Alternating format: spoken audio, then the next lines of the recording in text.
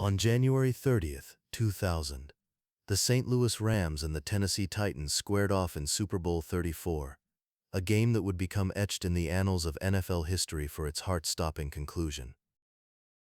The Rams, powered by the arm of quarterback Kurt Warner, were on a mission to claim their first Super Bowl title, while the Titans, led by quarterback Steve McNair and running back Eddie George, sought to cap off their own remarkable season with a championship win. The game began with both teams feeling each other out, each side testing the waters with tentative plays. The Rams, known for their high-powered offense, were eager to unleash their greatest show on turf against the Titans' formidable defense. Kurt Warner, who had taken the league by storm with his meteoric rise from obscurity, was the focal point of the Rams' attack. Early on, Warner showcased his precision and poise, connecting with wide receivers Isaac Bruce and Torrey Holt to move the chains and keep the Titans' defense on their heels. As the first quarter unfolded, the Rams struck first with a field goal, taking a 3-0 lead. The Titans responded with a field goal of their own, leveling the score at 3 apiece. The game was shaping up to be a tightly contested battle, with both defenses refusing to yield ground easily. The Rams' defense, anchored by defensive end Kevin Carter and linebacker London Fletcher, was determined to stifle the Titans' running game and force McNair into uncomfortable passing situations. The second quarter saw the Rams begin to find their rhythm on offense. Warner, displaying his trademark accuracy, orchestrated a methodical drive that culminated in a touchdown pass to Torrey Holt. The Rams extended their lead to 10-3, and the momentum seemed to be shifting in their favor. However, the Titans were not to be outdone. Steve McNair, known for his toughness and resilience, began to assert himself, using his legs to escape pressure and make plays downfield. As halftime approached, the Rams added another field goal, pushing their lead to 13-3. The halftime show, featuring Phil Collins, provided a brief respite from the tension of the game, but both teams knew that the real battle was just beginning. The Titans, trailing by 10 points, needed to regroup and find a way to counter the Rams' potent offense. The third quarter began with the Titans showing renewed vigor. Eddie George, the Titans' bruising running back, began to find creases in the Rams' defense, churning out tough yards and keeping the chains moving. The Titans managed to close the gap with a field goal, making it 13-6. The Rams, however, were not content to sit on their lead. Warner, unfazed by the Titans' defensive adjustments, continued to spread the ball around, finding his receivers in stride and keeping the Titans' secondary on their toes. As the game entered the fourth quarter, the tension in the stadium was palpable. The Rams, holding a 13-6 lead, knew they were just one big play away from putting the game out of reach. That play came when Warner launched a deep pass to Isaac Bruce, who outmaneuvered the Titans' defenders and sprinted into the end zone for a touchdown. The Rams' lead swelled to 20-6, and their fans erupted in celebration, sensing that victory was within their grasp. Yet the Titans refused to go quietly into the night. Steve McNair, embodying the spirit of a warrior, led his team on a relentless drive, connecting with wide receiver Derek Mason and tight end Frank Wycheck to move deep into Rams' territory. Eddie George capped off the drive with a powerful touchdown run, cutting the Rams' lead to 20-13. The Titans' defense, feeding off the energy of their offense, forced a crucial stop, giving McNair and company another chance to close the gap. With time winding down, the Titans mounted a final assault. McNair, showing incredible composure under pressure, orchestrated a drive that brought the Titans to the Rams' 10-yard line with mere seconds remaining. The stage was set for a dramatic finish. On the final play of the game, McNair fired a pass to Kevin Dyson, who caught the ball and turned upfield, only to be met by Rams linebacker Mike Jones. In a moment that would be replayed countless times, Jones wrapped up Dyson and brought him down just 1 yard shy of the end zone as the clock expired. The Rams emerged victorious, 23-16, in a game that would be remembered for its thrilling conclusion and the indomitable spirit displayed by both teams. Kurt Warner, with 414 passing yards and 2 touchdowns, was named the game's most valuable player, capping off a fairy tale season for the former grocery store stalker turned NFL superstar. The Rams' victory marked their first Super Bowl title in franchise history, a testament to the team's resilience and determination. As the confetti rained down on the field, the Rams celebrated their hard-fought triumph, while the Titans were left to ponder what might have been. The game, with its dramatic twists and turns, served as a reminder of the unpredictable nature of sports and the thin line between victory and defeat. Super Bowl 34 would go down as one of the most memorable in history, a fitting showcase of the excitement and drama that defines the NFL's biggest stage. On January 28, 2001, the Baltimore Ravens and the New York Giants clashed in Super Bowl 35, a game that would come to define defensive dominance in the NFL. The Ravens, led by their formidable defense, sought to capture their first Super Bowl title, while the Giants aimed to add another championship to their storied history. The stage was set in Tampa, Florida, and the anticipation was palpable as fans filled the stadium, eager to witness a battle between two of the league's toughest teams. The Ravens, known for their relentless defensive unit, were anchored by linebacker Ray Lewis, whose leadership and intensity had driven the team throughout the season. From the opening whistle, it was clear that the Ravens' defense was on a mission. They set the tone early, swarming the Giants' offense and stifling any attempts to gain momentum. The Giants, led by quarterback Kerry Collins, struggled to find any rhythm against the suffocating pressure applied by the Ravens.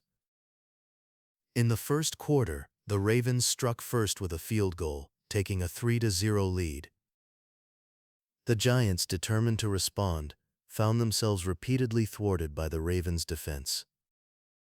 Every attempt to advance the ball was met with fierce resistance, as the Ravens' defensive line, featuring the likes of Tony Siragusa and Sam Adams, clogged running lanes and pressured Collins into hurried throws.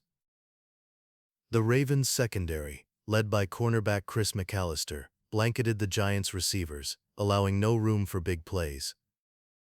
The second quarter saw the Ravens extend their lead. Quarterback Trent Dilfer, managing the game with poise, connected with wide receiver Brandon Stokely on a long pass that resulted in a touchdown. The Ravens' lead grew to 10-0, and the Giants were left searching for answers. The Ravens' defense continued to dominate, forcing the Giants into punting situations and keeping the pressure on Collins, who found himself under siege every time he dropped back to pass. As the first half drew to a close, the Ravens' defense delivered a crushing blow. Cornerback Dwayne Starks intercepted a pass from Collins and returned it 49 yards for a touchdown, electrifying the Ravens' sideline and pushing the lead to 17-0. The Giants, unable to muster any significant offensive production, headed into halftime facing a daunting deficit. The halftime break offered little respite for the Giants, as the Ravens emerged from the locker room with the same intensity that had characterized their first-half performance. The third quarter unfolded with the Ravens maintaining their stranglehold on the game. The Giants' attempts to establish a running game were repeatedly thwarted, as the Ravens' front seven closed down gaps and tackled with precision. Running back Tiki Barber, a key component of the Giants' offense, found little room to maneuver, as the Ravens limited the Giants to just 34 rushing yards on the day. Midway through the third quarter, the Ravens capitalized on another Giants mistake. A punt return by Jermaine Lewis resulted in a touchdown, further extending the Ravens' lead to 24-0. The Giants, desperate to change the tide, continued to battle, but the Ravens' defense remained unyielding. Ray Lewis, the heart and soul of the Ravens' defense, orchestrated his unit with precision, ensuring that every player was in position to make plays and disrupt the Giants' offensive efforts. The fourth quarter saw the Giants finally break through the Ravens' defense, albeit briefly. A kickoff return by Ron Dixon provided the Giants with their only touchdown of the game, cutting the Ravens' lead to 24-7. However, any hopes of a comeback were quickly dashed, as the Ravens responded with another touchdown, this time from running back Jamal Lewis, who powered his way into the end zone to restore the Ravens' commanding lead. The Ravens added a field goal late in the game, bringing the final score to 34-7. As the clock wound down, the Ravens' sideline erupted in celebration, knowing they had secured their first Super Bowl title in franchise history. The victory was a testament to the Ravens' defensive prowess, as they held the Giants to a mere 152 total yards and forced multiple turnovers. Trent Dilfer, who managed the game effectively, finished with 153 passing yards and a touchdown. However, it was the Ravens' defense that stole the spotlight, delivering a performance for the ages. Ray Lewis, who had been the driving force behind the Ravens' defensive unit all season, was named the game's most valuable player, a fitting recognition for his leadership and impact on the field. As the Ravens celebrated their triumph, the Giants were left to reflect on a game where they had been outmatched by a defense that would go down as one of the greatest in NFL history. Super Bowl 35 was a showcase of defensive excellence, a game where the Ravens' relentless pursuit of perfection culminated in a championship victory. The Ravens' journey to the top was complete, and their place in NFL lore was firmly established. On February 3, 2002, the New England Patriots met the St. Louis Rams in Super Bowl 36, a clash that would become a defining moment in NFL history.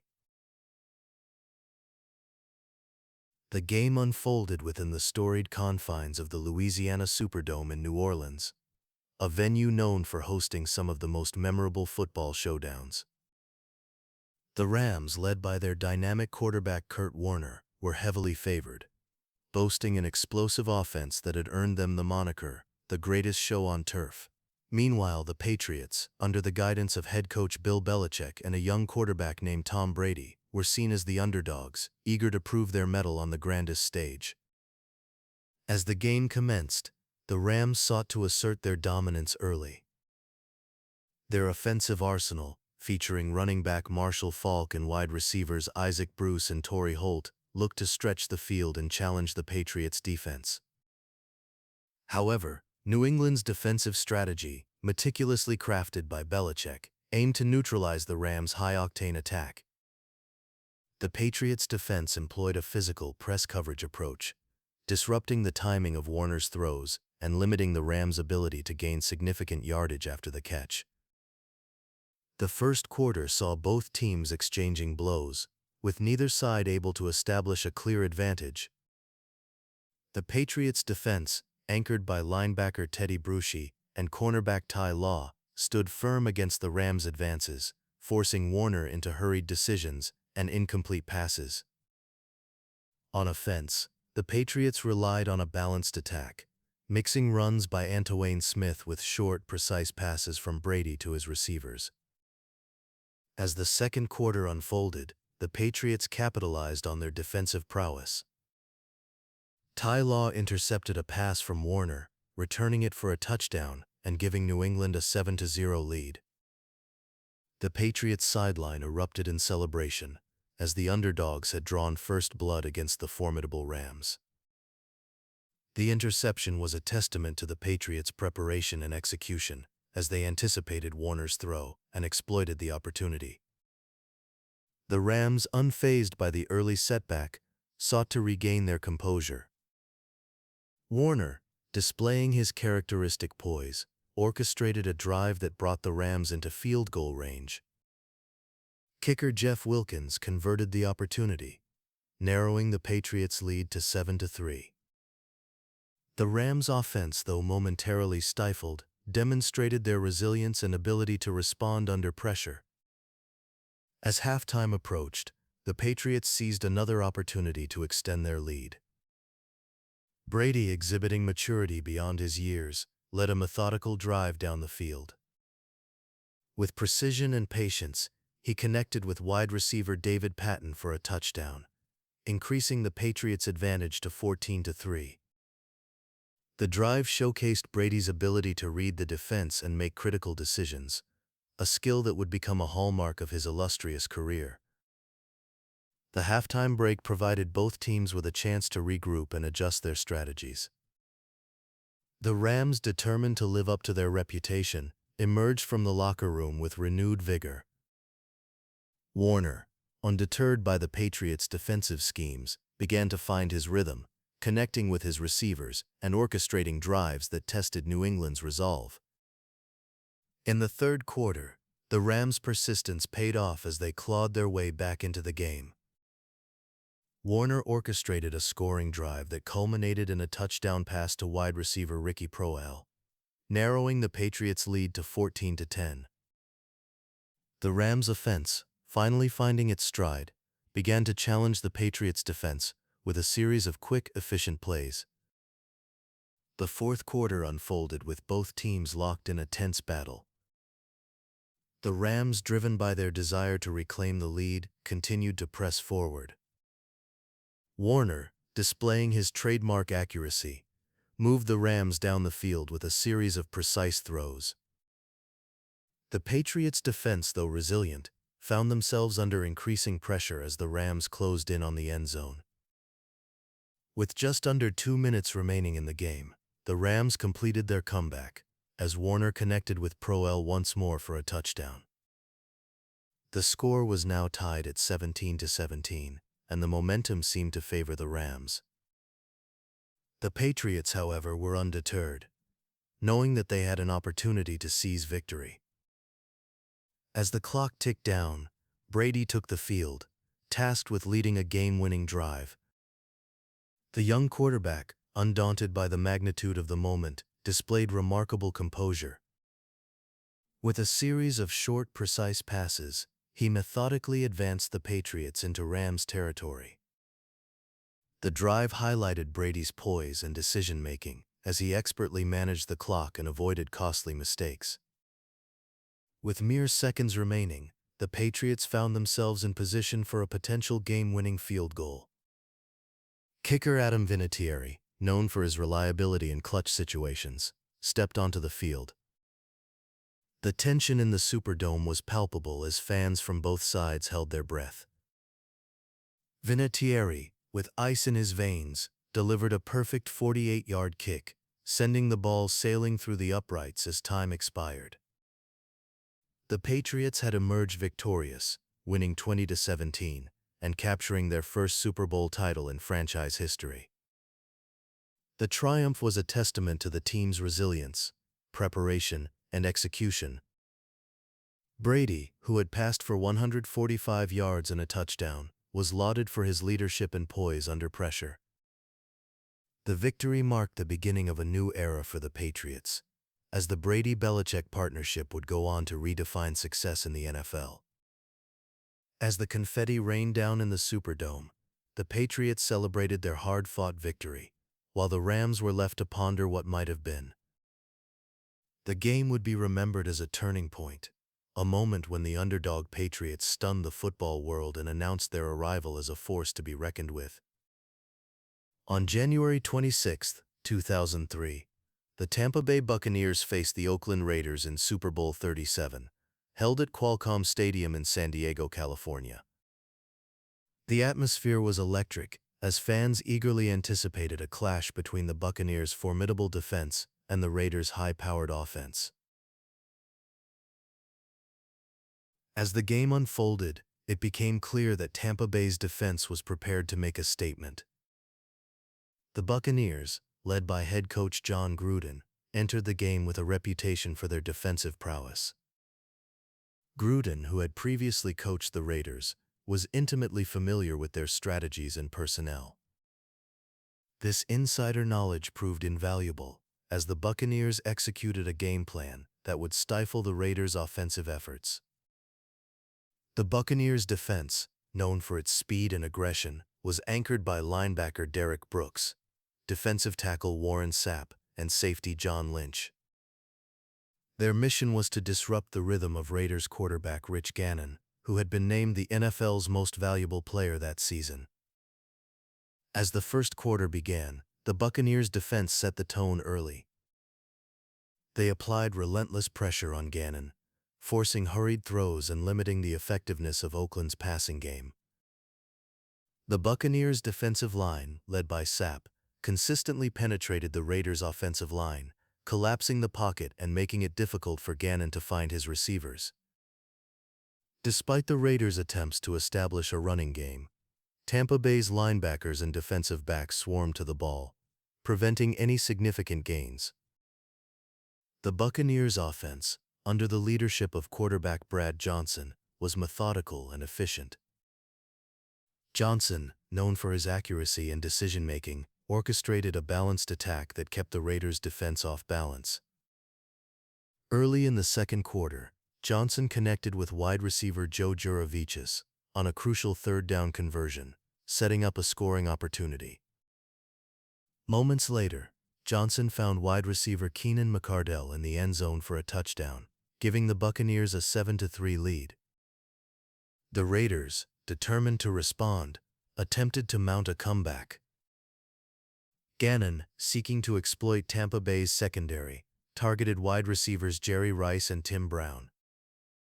However, the Buccaneers' defensive backs, including Rondé Barber and Brian Kelly, played tight coverage, preventing any explosive plays.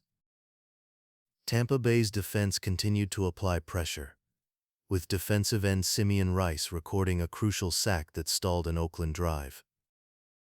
As the first half drew to a close, the Buccaneers extended their lead. Johnson orchestrated another scoring drive, utilizing short passes and effective runs by running back Michael Pittman. The drive culminated in a second touchdown pass to McCardell, putting Tampa Bay ahead 14-3. The Buccaneers' sideline erupted in celebration as their game plan was unfolding perfectly. The second half began with the Raiders desperate to regain momentum. Gannon, under constant duress, attempted to rally his team. However, Tampa Bay's defense continued to dominate. Midway through the third quarter, cornerback Dwight Smith intercepted a pass from Gannon and returned it for a touchdown. The Buccaneers' lead grew to 21-3, and the Raiders found themselves in a deep hole. Oakland's struggles continued as the Buccaneers' defense forced another turnover. This time, it was Derek Brooks who made a game-changing play. Brooks, reading Gannon's eyes, intercepted a pass and returned it 44 yards for a touchdown. The Buccaneers' lead ballooned to 31-3, and the outcome of the game seemed all but certain. Despite the mounting deficit, the Raiders refused to quit. Gannon, displaying resilience, led a scoring drive that culminated in a touchdown pass to Jerry Porter. The score narrowed to 31-9, but the Buccaneers remained firmly in control. As the fourth quarter began, Tampa Bay's offense continued to execute efficiently. Johnson, maintaining his composure, engineered another scoring drive. Utilizing a mix of runs and passes, he moved the Buccaneers down the field. The drive was capped off by a touchdown run from Pittman, extending Tampa Bay's lead to 38-9. The Raiders, facing an insurmountable deficit, attempted to mount a late-game rally. Gannon, desperately trying to salvage the game, threw another interception, this time to Smith, who returned it for his second touchdown of the game. The Buccaneers' lead swelled to 45-9, effectively sealing their victory. In the closing minutes, the Raiders managed to add two more touchdowns, one a pass from Gannon to Rice, and another a run by running back Charlie Garner. However, it was too little, too late. The Buccaneers' defense had already delivered a masterful performance, and their offense had capitalized on every opportunity. As the final whistle blew, the Buccaneers emerged victorious, winning 48-21. The triumph marked Tampa Bay's first Super Bowl title in franchise history. Derek Brooks, with his interception return for a touchdown, was hailed as one of the game's standout performers. Brad Johnson, who passed for 201 yards and 2 touchdowns, was praised for his leadership and poise. The Buccaneers' victory was a testament to their defensive dominance and strategic execution. Under Gruden's guidance, they had dismantled the Raiders' offense, showcasing a performance that would be remembered as one of the most dominant in Super Bowl history. As the players celebrated on the field, the significance of their achievement resonated with fans and players alike, marking a defining moment for the franchise. On February 1, 2004, the New England Patriots and the Carolina Panthers squared off in Super Bowl 38.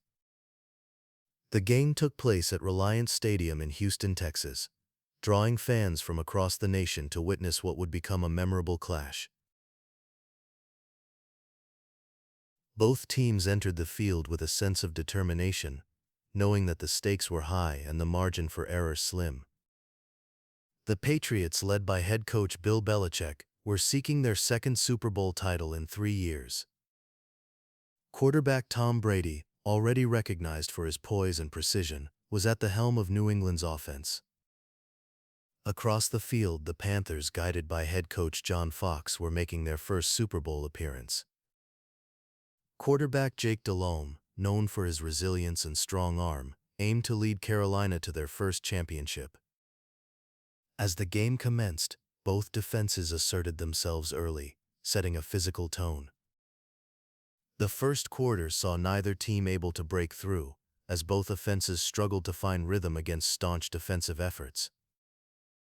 The Patriots' defense, anchored by linebacker Teddy Bruschi and cornerback Ty Law, applied pressure on Delhomme, disrupting his timing and limiting Carolina's passing game. Meanwhile, the Panthers' defense, featuring defensive end Julius Peppers and linebacker Dan Morgan, contained Brady and New England's versatile offense, preventing any significant gains. The second quarter began with both teams still locked in a scoreless battle. It was the Patriots who finally broke the deadlock, as Brady orchestrated a methodical drive. Utilizing a mix of short passes and runs, he moved New England into scoring position.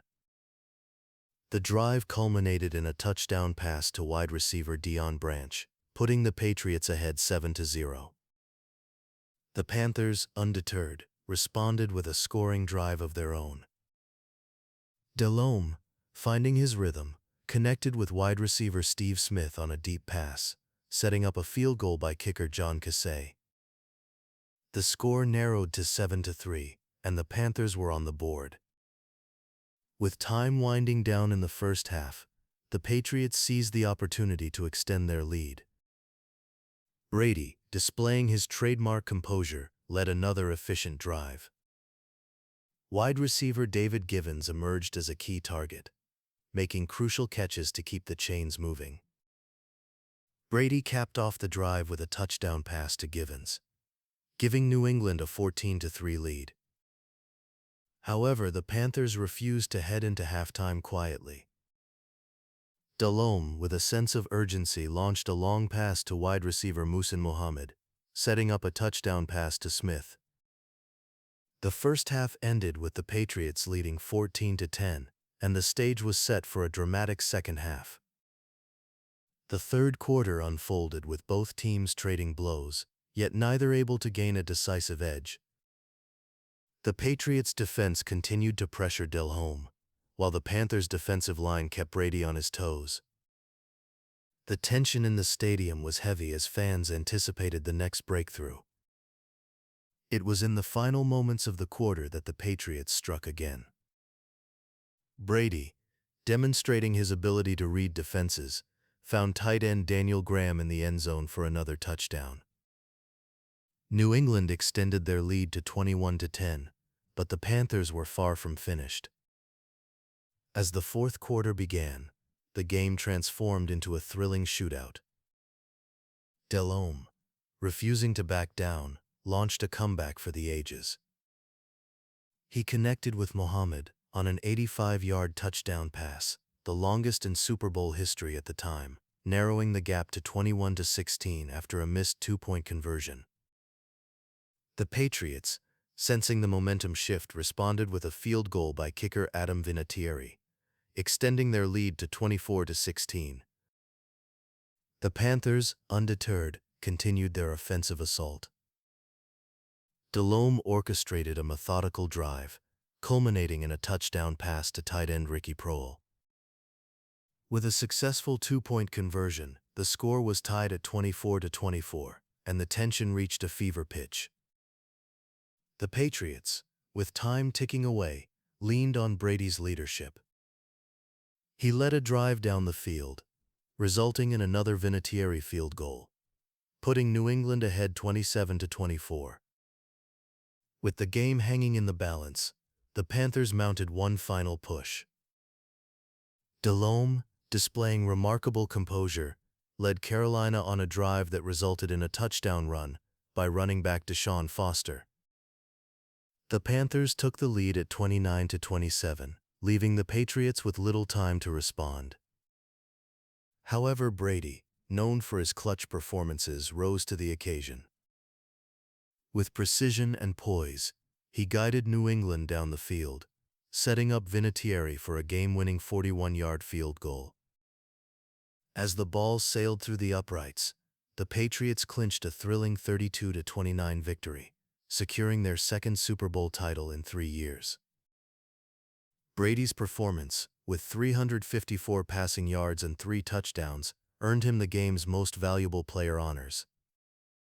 The game, remembered for its dramatic fourth quarter, showcased the resilience and determination of both teams.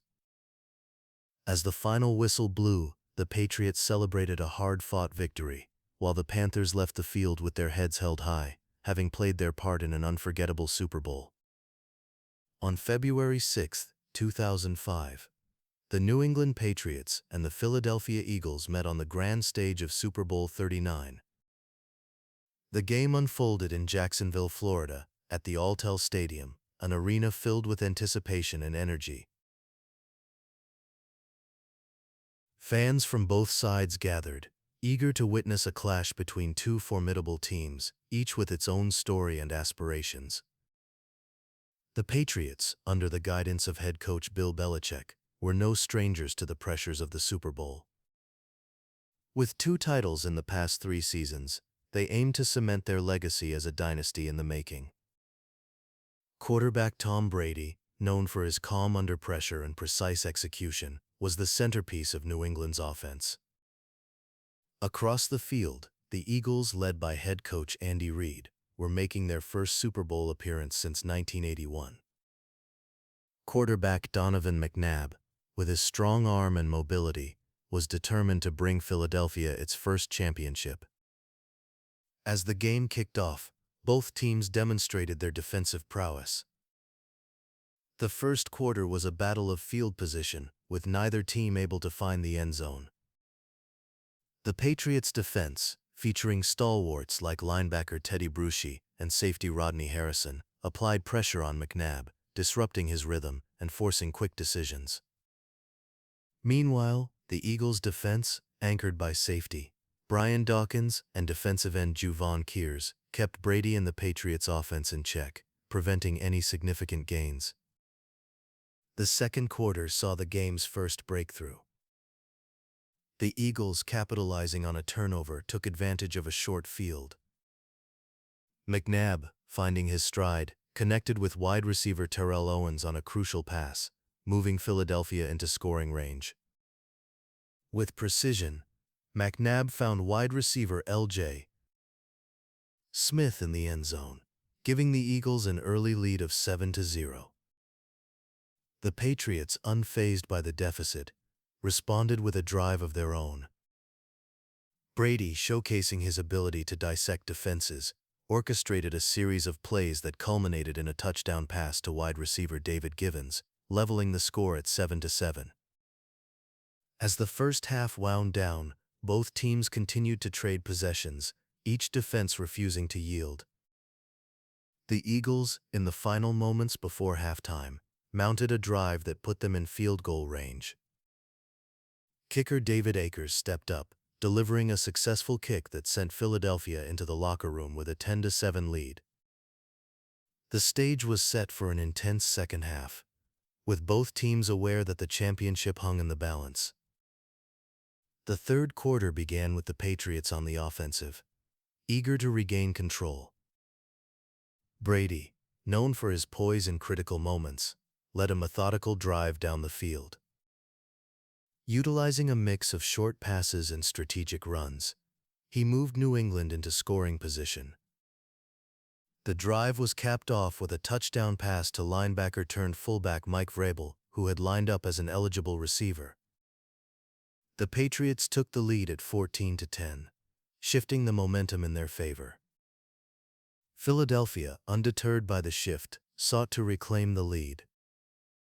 McNabb, showing resilience, orchestrated a drive that brought the Eagles deep into Patriots territory. However, New England's defense held firm, forcing Philadelphia to settle for another field goal by Akers. The score tightened to 14-13, keeping the contest finely balanced. As the fourth quarter commenced, the tension in the stadium was palpable. The Patriots, sensing an opportunity to extend their lead, mounted another offensive surge. Brady, demonstrating his trademark accuracy, connected with wide receiver Deion Branch on several key plays. Branch, who would later be named the game's most valuable player, made crucial catches that kept the chains moving. The drive culminated in a touchdown run by running back Corey Dillon, pushing the Patriots' lead to 21-13. The Eagles, facing an 8-point deficit, rallied with determination. McNabb, leading with urgency, directed a drive that brought Philadelphia back into contention. He found wide receiver Greg Lewis in the end zone for a touchdown, narrowing the gap to 21-19. Opting for a 2-point conversion to tie the game, McNabb's pass fell incomplete, leaving the Eagles trailing by 2. With time winding down, the Patriots sought to secure their advantage. Brady, maintaining composure, guided New England on a drive that resulted in a field goal by kicker Adam Vinatieri. The Patriots extended their lead to 24-19, putting pressure on the Eagles as the clock ticked away. In the final moments, Philadelphia had one last opportunity to stage a comeback. McNabb, with the weight of the game on his shoulders, led the Eagles on a desperate drive. However, New England's defense rose to the occasion, applying relentless pressure and forcing McNabb into hurried throws. As the Eagles' final possession faltered, the Patriots' defense sealed the victory, clinching a 24-21 triumph. The Patriots' win marked their third Super Bowl title in 4 years, solidifying their status as a dominant force in the NFL. Brady's performance, with 236 passing yards and 2 touchdowns, reinforced his reputation as a clutch quarterback. The Eagles, despite the loss, left the field with pride, having pushed the reigning champions to the brink. As the confetti fell, the Patriots celebrated another hard-earned victory, their legacy further enhanced by a season of grit and determination. On February 5, 2006, the Pittsburgh Steelers and the Seattle Seahawks converged at Ford Field in Detroit, Michigan, for the 40th Super Bowl. The atmosphere was electric, with fans from both sides filling the stadium, eager to witness the culmination of the NFL season. The Steelers, a team with a storied history, were seeking their 5th Super Bowl title, while the Seahawks, making their first Super Bowl appearance, aimed to bring glory to Seattle. The Steelers, under the leadership of head coach Bill Cowher, entered the game with a reputation for physical play and strategic ingenuity. Quarterback Ben Roethlisberger, in only his second year in the league, was tasked with leading an offense that combined power running with timely passing.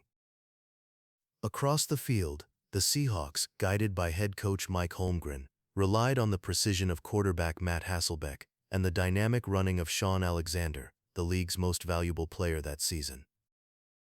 As the game began, both teams sought to establish dominance. The first quarter was a defensive battle, with neither team able to break through the other's defenses. The Seahawks, with their disciplined defensive front, managed to stifle the Steelers' early attempts to run the ball. Meanwhile, Pittsburgh's defense, known for its aggressive blitzing schemes, kept Hasselbeck and the Seattle offense in check, preventing any early scoring. The second quarter saw the first significant breakthrough. The Steelers, utilizing a mix of plays designed to confuse the Seahawks' defense, began to find their rhythm. Roethlisberger, showing poise beyond his years, orchestrated a drive that culminated in a controversial play. On a 3rd and goal, he scrambled towards the end zone, diving for the score. The officials ruled it a touchdown, giving Pittsburgh a 7-0 lead, despite Seattle's protests. Seattle, determined to respond, mounted a drive of their own.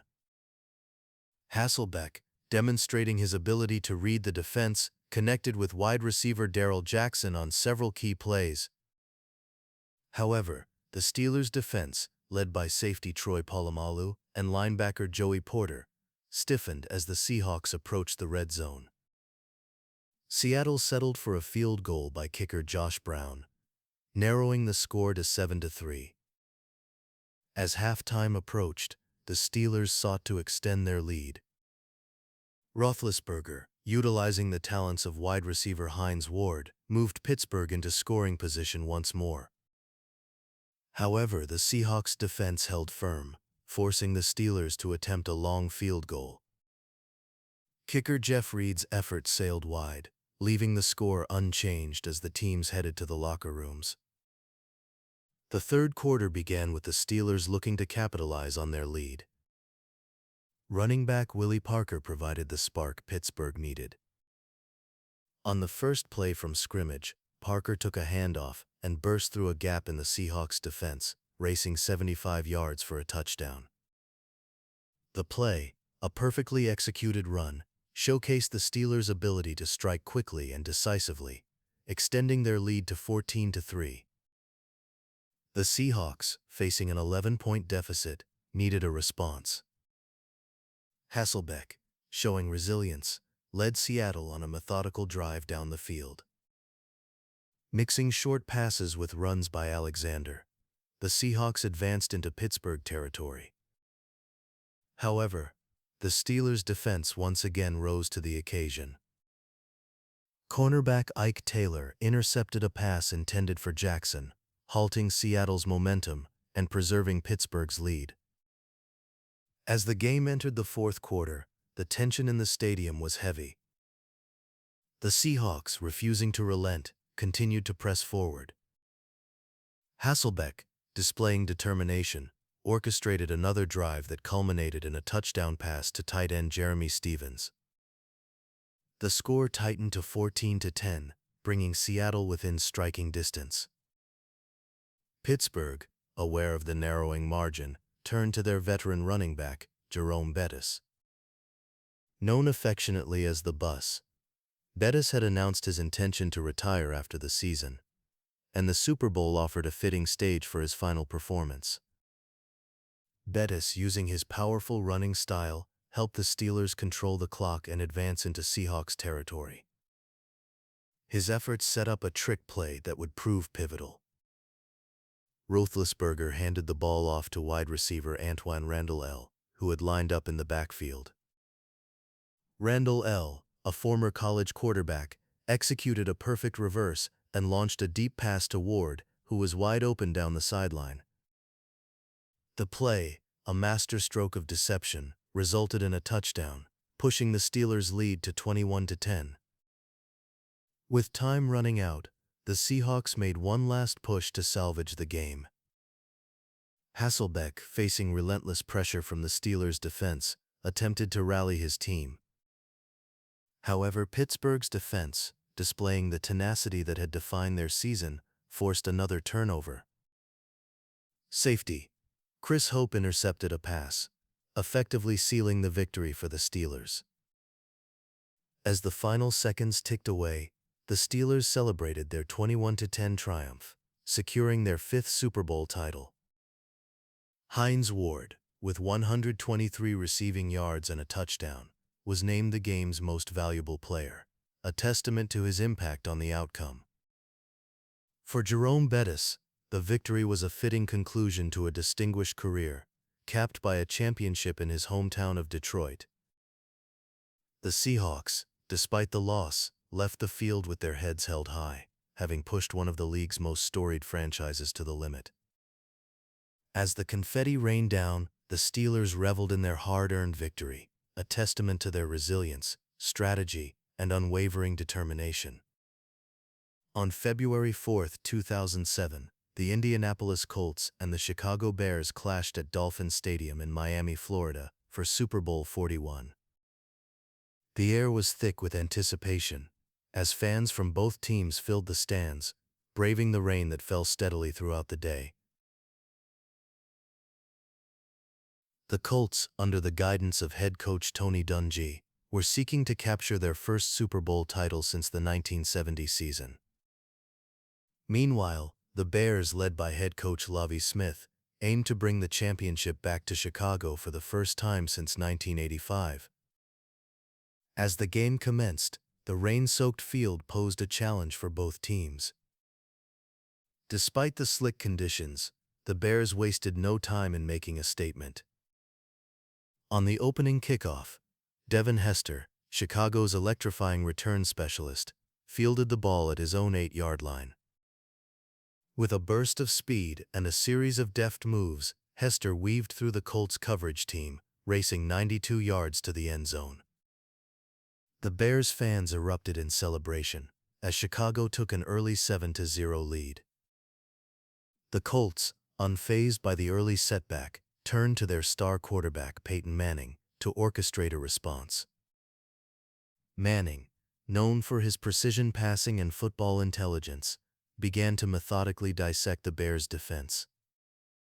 Mixing short passes with runs by running back Joseph Adai, Manning guided the Colts down the field.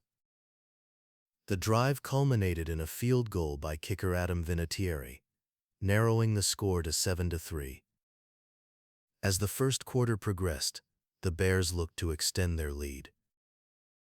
Quarterback Rex Grossman, leading the Chicago offense, connected with wide receiver Bernard Berrien on a deep pass, setting up the Bears in scoring position. Moments later, running back Thomas Jones broke free for a 52-yard run, bringing Chicago to the Colts' 5-yard line. From there, Grossman handed off to running back Cedric Benson, who powered into the end zone for a touchdown. The Bears' lead grew to 14-3, and the Colts found themselves facing an 11-point deficit. Undeterred, the Colts' offense returned to the field, determined to close the gap. Manning, displaying his trademark poise, orchestrated a drive that showcased the versatility of Indianapolis's offense. Utilizing a mix of passes to wide receivers, Marvin Harrison and Reggie Wayne, along with runs by Adai and fellow running back Dominic Rhodes, the Colts advanced into Bears territory.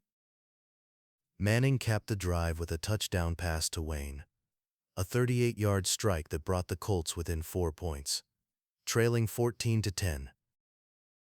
The rain continued to fall as the second quarter unfolded, adding an element of unpredictability to the game. Both teams struggled to maintain possession, with the slippery conditions contributing to a series of fumbles and turnovers. The Colts' defense, led by defensive end Dwight Freeney and safety Bob Sanders, capitalized on the Bears' mistakes. Sanders intercepted a pass from Grossman, halting a promising Chicago drive and shifting the momentum in Indianapolis's favor. With the ball back in their possession, the Colts looked to seize control of the game. Manning, demonstrating his ability to adapt to the challenging conditions, led another drive deep into Bears territory. The Colts' offense, executing with precision, moved the ball steadily down the field. As the half drew to a close, Vinatieri added another field goal, bringing the Colts within 1 point, trailing 14-13 at halftime. The halftime break provided a brief respite from the rain, but as the third quarter began, the weather continued to play a significant role. The Colts, receiving the kickoff, looked to build on their momentum. Manning, with his characteristic focus, orchestrated a drive that methodically advanced the ball. Rhodes, running with determination, broke through the Bears' defensive line for several key gains. The drive culminated in another field goal by Vinatieri, giving the Colts their first lead of the game at 16-14. The Bears, now trailing, sought to regain their footing. Grossman, attempting to rally the Chicago offense, faced relentless pressure from the Colts' defensive front. Freeney and Sanders, along with linebacker Gary Brackett, disrupted the Bears' passing game, forcing Grossman into hurried throws. The Colts' defense, seizing the opportunity, forced another turnover as cornerback Kelvin Hayden intercepted a pass and returned it for a touchdown. The Colts' lead extended to 23-14, and the momentum firmly shifted in their favor. As the game entered the final quarter, the Colts continued to assert their dominance. Manning, maintaining his composure, orchestrated another drive that showcased the depth of Indianapolis's offensive arsenal. Rhodes, running with power and precision, found the end zone once more, capping a drive that further extended the Colts' lead to 29-14. The Bears, facing a daunting 15-point deficit, attempted to mount a comeback. Grossman, under constant pressure from the Colts' defense, managed to lead Chicago into field goal range. Kicker Robbie Gould converted the attempt, narrowing the score to 29-17. However, time was running out for the Bears, and the Colts' defense, playing with confidence, continued to stifle Chicago's efforts. In the game's closing moments, the Colts, with possession of the ball, focused on running out the clock. Manning, demonstrating his leadership, guided the offense through a series of plays designed to maintain control and secure the victory. As the final seconds ticked away, the Colts celebrated their 29-17 triumph, capturing their first Super Bowl title since 1971. Peyton Manning, with 247 passing yards and a touchdown, was named the game's most valuable player, a testament to his pivotal role in the Colts' victory. The win not only cemented Manning's legacy as one of the game's great quarterbacks, but also marked a significant milestone for head coach Tony Dungy, who became the first African-American head coach to win a Super Bowl. The Bears, despite the loss, demonstrated resilience and determination throughout the game. Their journey to the Super Bowl, marked by a strong regular season and playoff performance, was a testament to their talent and tenacity. As the Colts celebrated their hard-earned victory, the rain-soaked field served as a reminder of the challenges both teams had overcome in their quest for football's ultimate prize. On February 3, 2008, the New York Giants and the New England Patriots met on the grand stage of Super Bowl 42 in Glendale, Arizona. The Patriots, under the leadership of head coach Bill Belichick and quarterback Tom Brady, entered the game with an unblemished record of 18 wins and no losses. They were on the brink of making history, aiming to become the first team since the 1972 Miami Dolphins to complete a perfect season. The Giants, led by head coach Tom Coughlin and quarterback Eli Manning, were determined to thwart that ambition and claim their own piece of glory. As the game began, the Patriots' formidable offense, which had been nearly unstoppable all season, took the field. Brady, renowned for his poise and precision, sought to establish an early rhythm. However, the Giants' defense, spearheaded by defensive end Michael Strahan and linebacker Antonio Pierce, was relentless in its pursuit. The Patriots managed to move the ball into Giants territory, but New York's defense held firm, forcing New England to settle for a field goal. The Patriots took a 3-0 lead, but the Giants had shown they were not to be underestimated. The Giants' offense, with Manning at the helm, took to the field with determination. Manning, known for his ability to remain calm under pressure, orchestrated a drive that showcased his passing prowess. Wide receiver Amani Toomer became a reliable target, making key receptions to keep the chains moving. The drive culminated in a field goal by kicker Lawrence Tynes, leveling the score at 3-3 as the first quarter came to a close. As the second quarter unfolded, the game became a defensive battle, with both teams struggling to find offensive momentum. The Giants' defensive line, featuring Justin Tuck and Osiu Meniora, consistently applied pressure on Brady, disrupting his timing and forcing hurried throws. The Patriots' defense, led by linebacker Teddy Bruschi and safety Rodney Harrison, was equally tenacious, containing Manning and the Giants' offense. Late in the second quarter, the Giants seized an opportunity to shift the game's momentum. Manning, displaying his trademark resilience, led a methodical drive deep into Patriots territory.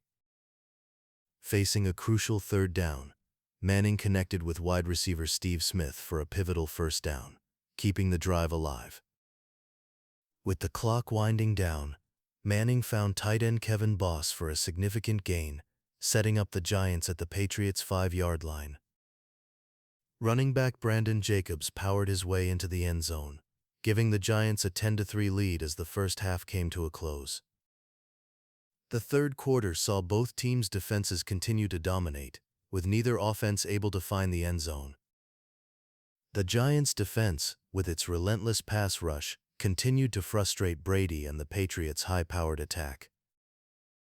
Meanwhile, the Patriots' defense, determined to keep the game within reach, held the Giants in check, preventing any further scoring. As the fourth quarter began, the Patriots, trailing by 7 points, knew they needed a spark. Brady, known for his clutch performances, began to find his rhythm. With precise passes to wide receivers, Randy Moss and Wes Welker, Brady led the Patriots on a drive that brought them deep into Giants territory. Facing a critical third down, Brady delivered a pinpoint pass to Moss in the end zone, tying the game at 10-10 and setting the stage for a dramatic finish. With the game hanging in the balance, the Giants' offense took the field, determined to respond. Manning, displaying remarkable composure, orchestrated a drive that would become legendary.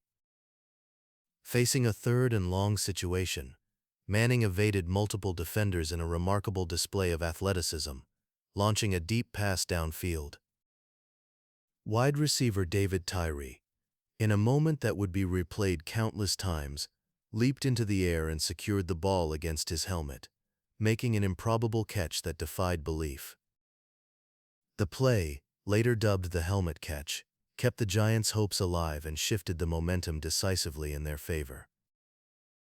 With renewed energy, the Giants continued their march down the field. Manning, now in a rhythm, found Smith for another crucial first down, setting up the Giants at the Patriots' 24-yard line. With just over a minute remaining, Manning dropped back and fired a perfect pass to wide receiver Plaxico Burress in the corner of the end zone. Burress, using his height advantage, leaped and secured the catch, giving the Giants a 17-14 lead with only 35 seconds left on the clock. The Patriots, facing the prospect of their perfect season slipping away, had one final chance. Brady, known for his late-game heroics, took the field with the weight of history on his shoulders. However, the Giants' defense, playing with unyielding determination, continued to apply pressure. Strahan and Umeniora led the charge, forcing Brady into hurried throws and preventing any significant gains. As the final seconds ticked away, a desperate heave downfield fell incomplete, sealing the Giants' victory and ending the Patriots' quest for perfection. The Giants' triumph by a score of 17-14 was a testament to their resilience and determination. Manning, with 255 passing yards and 2 touchdowns, was named the game's most valuable player, a fitting recognition of his pivotal role in the victory.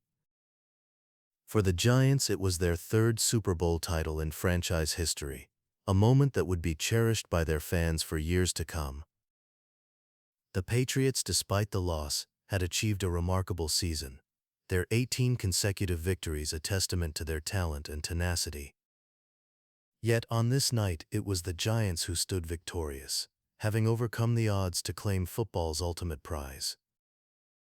As the confetti fell and the celebrations began, the Giants' victory was etched into the annals of Super Bowl history, a game that would be remembered for its dramatic finish and the indomitable spirit of the New York Giants. On February 1, 2009, in Tampa, Florida, the Pittsburgh Steelers and the Arizona Cardinals met in Super Bowl 43. The Steelers, under the guidance of head coach Mike Tomlin and quarterback Ben Roethlisberger, sought to add another championship to their storied legacy. The Cardinals, led by head coach Ken Whisenhunt and veteran quarterback Kurt Warner, were making their first Super Bowl appearance, eager to claim their own place in history. As the game commenced, the Steelers' offense took the field, with Roethlisberger aiming to establish an early advantage. The Cardinals' defense, anchored by safety Adrian Wilson and linebacker Carlos Dansby, was determined to thwart Pittsburgh's plans. Roethlisberger, known for his ability to extend plays, scrambled and found wide receiver Hines Ward for a significant gain, setting the tone for the opening drive. The Steelers moved efficiently downfield, but the Cardinals' defense stiffened, forcing them to settle for a field goal by kicker Jeff Reed. Pittsburgh took an early 3-0 lead. The Cardinals' offense, featuring the experienced Warner and dynamic wide receiver Larry Fitzgerald, responded with intent. Warner, renowned for his quick release and accuracy, connected with Fitzgerald and Anquan Boldin for crucial completions. Arizona's drive advanced deep into Steelers territory, but Pittsburgh's defense, led by safety Troy Polamalu and linebacker James Harrison, held firm. The Cardinals managed to equalize with a field goal, bringing the score to 3-3. As the first quarter concluded, the Steelers' offense returned to the field, eager to regain the lead. Roethlisberger, displaying his trademark resilience, orchestrated a drive that showcased his connection with wide receiver Santonio Holmes. Holmes, with his precise route running and reliable hands, became a key target, helping Pittsburgh advance into scoring position.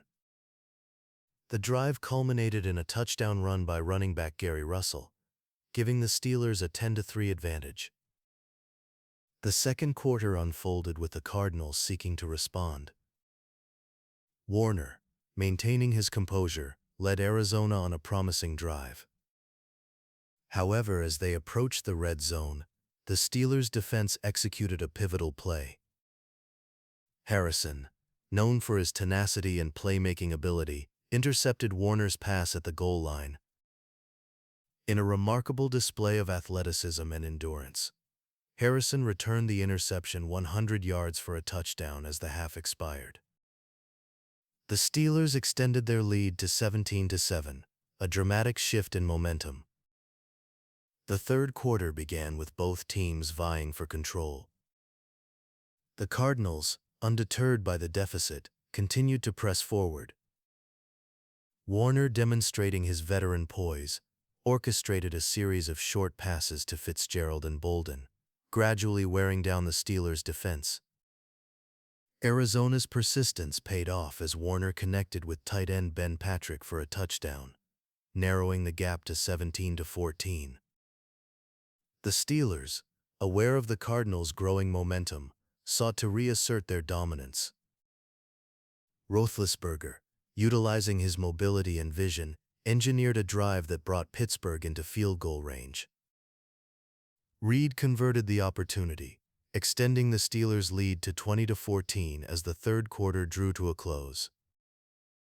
As the fourth quarter commenced, the tension in the stadium was palpable. The Cardinals, trailing by 6 points, knew they needed a breakthrough. Warner, with the game on the line, turned to his most trusted target. Fitzgerald, with his exceptional speed and catching ability, became the focal point of Arizona's offense. Warner launched a deep pass to Fitzgerald, who sprinted past the Steelers' secondary for a 64-yard touchdown. The Cardinals seized their first lead of the game, 21-20, with just over 2 minutes remaining. The Steelers, facing the prospect of a late-game defeat, took the field with determination. Roethlisberger, known for his clutch performances, began orchestrating a drive that would define the game. With precise passes to Holmes, Roethlisberger moved the Steelers methodically down the field. The Cardinals' defense, aware of the stakes, tightened their coverage, but Holmes continued to find openings. With the clock ticking down, the Steelers reached the Cardinals' 6-yard line. Roethlisberger, scanning the field, saw Holmes in the corner of the end zone. In a moment of sheer brilliance, Roethlisberger delivered a pinpoint pass to Holmes, who executed a remarkable toe-tap catch, securing the ball and keeping both feet in bounds. The play, later celebrated as one of the greatest in Super Bowl history, gave the Steelers a 27-23 lead with 35 seconds remaining. The Cardinals, with one final chance, took the field in a desperate bid to reclaim the lead. Warner, attempting to mount a last-minute drive, faced relentless pressure from the Steelers' defense. Harrison and linebacker Lamar Woodley applied constant pressure, forcing hurried throws and disrupting Arizona's rhythm. As the final seconds ticked away, a fumble by Warner sealed the Cardinals' fate, and the Steelers emerged victorious. The Steelers' triumph, by a score of 27-23, marked their 6th Super Bowl title in franchise history. Roethlisberger's leadership and Holmes's game-winning catch were pivotal in the victory. Holmes, with 9 receptions for 131 yards and the decisive touchdown, earned the game's most valuable player honors. For the Cardinals, despite the loss, their journey to the Super Bowl was a testament to their resilience and talent. Yet on this night, it was the Steelers who stood atop the football world, their victory etched into the annals of Super Bowl lore. On February 7, 2010, the New Orleans Saints and the Indianapolis Colts met on the grand stage of Super Bowl 44 in Miami, Florida.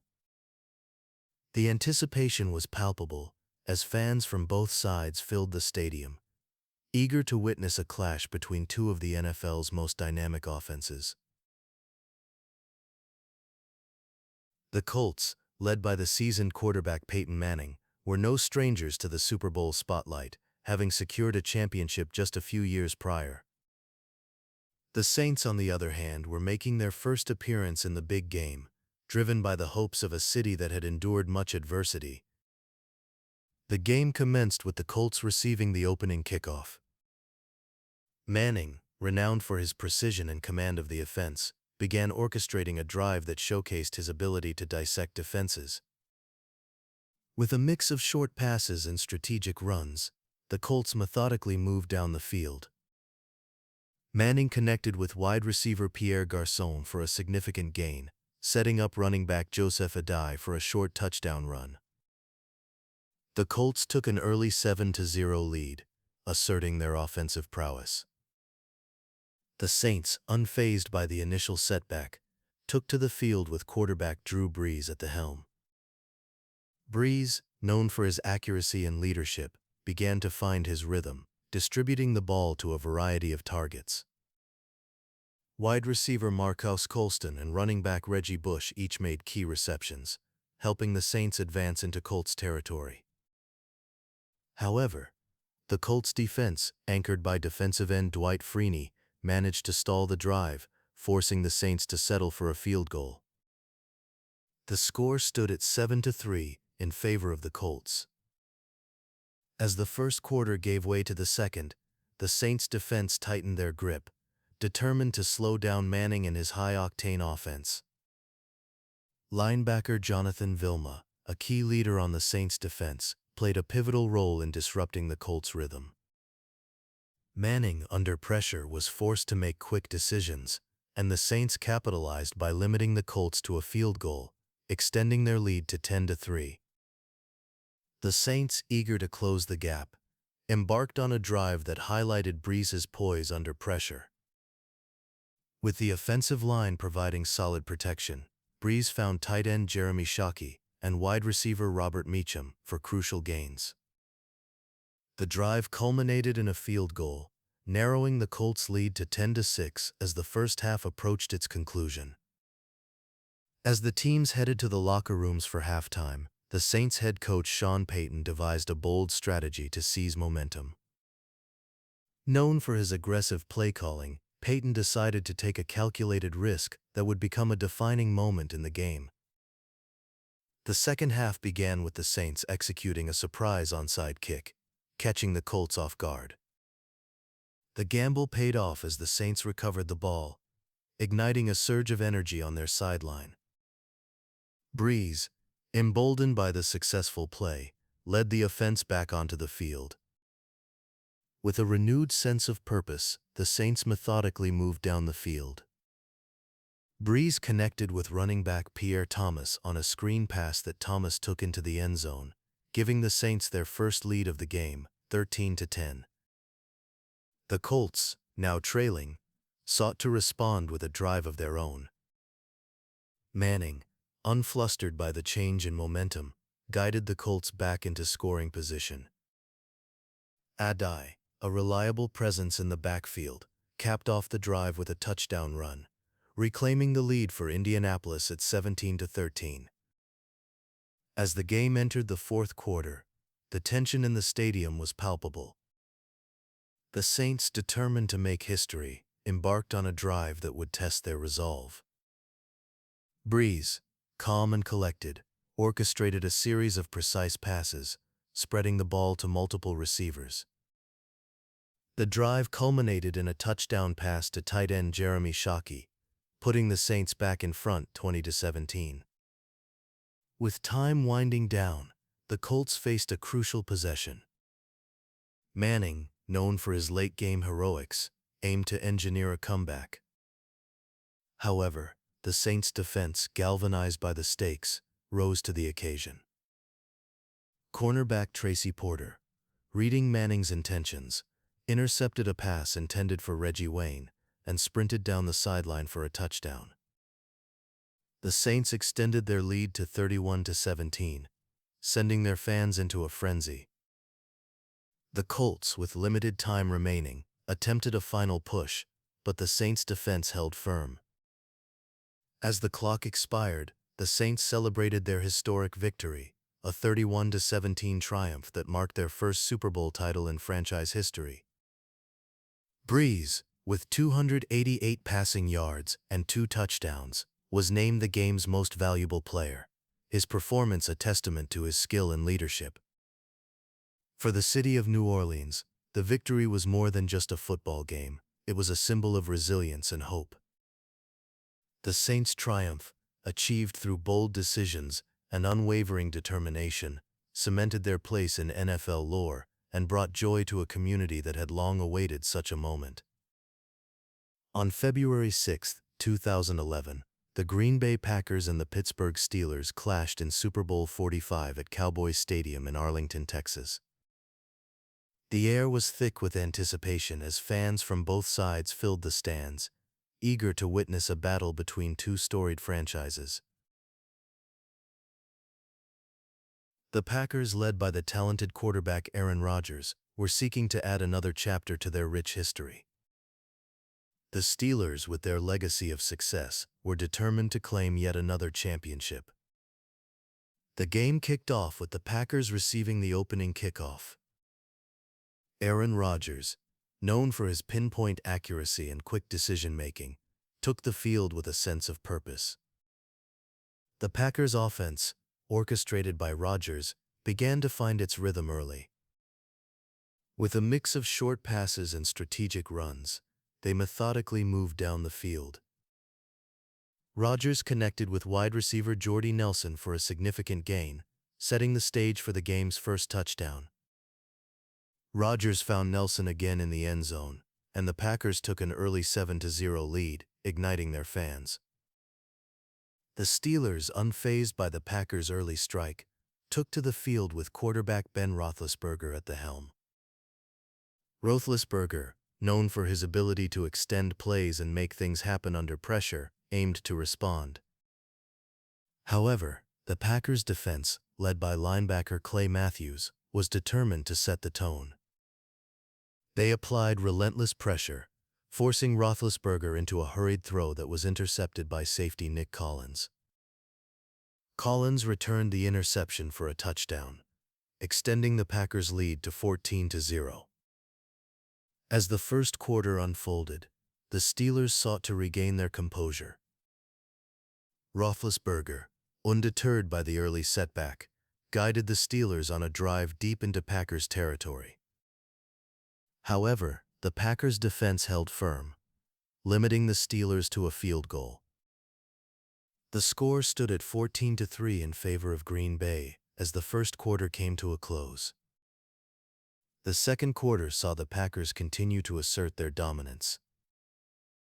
Rodgers, displaying remarkable poise, orchestrated another scoring drive.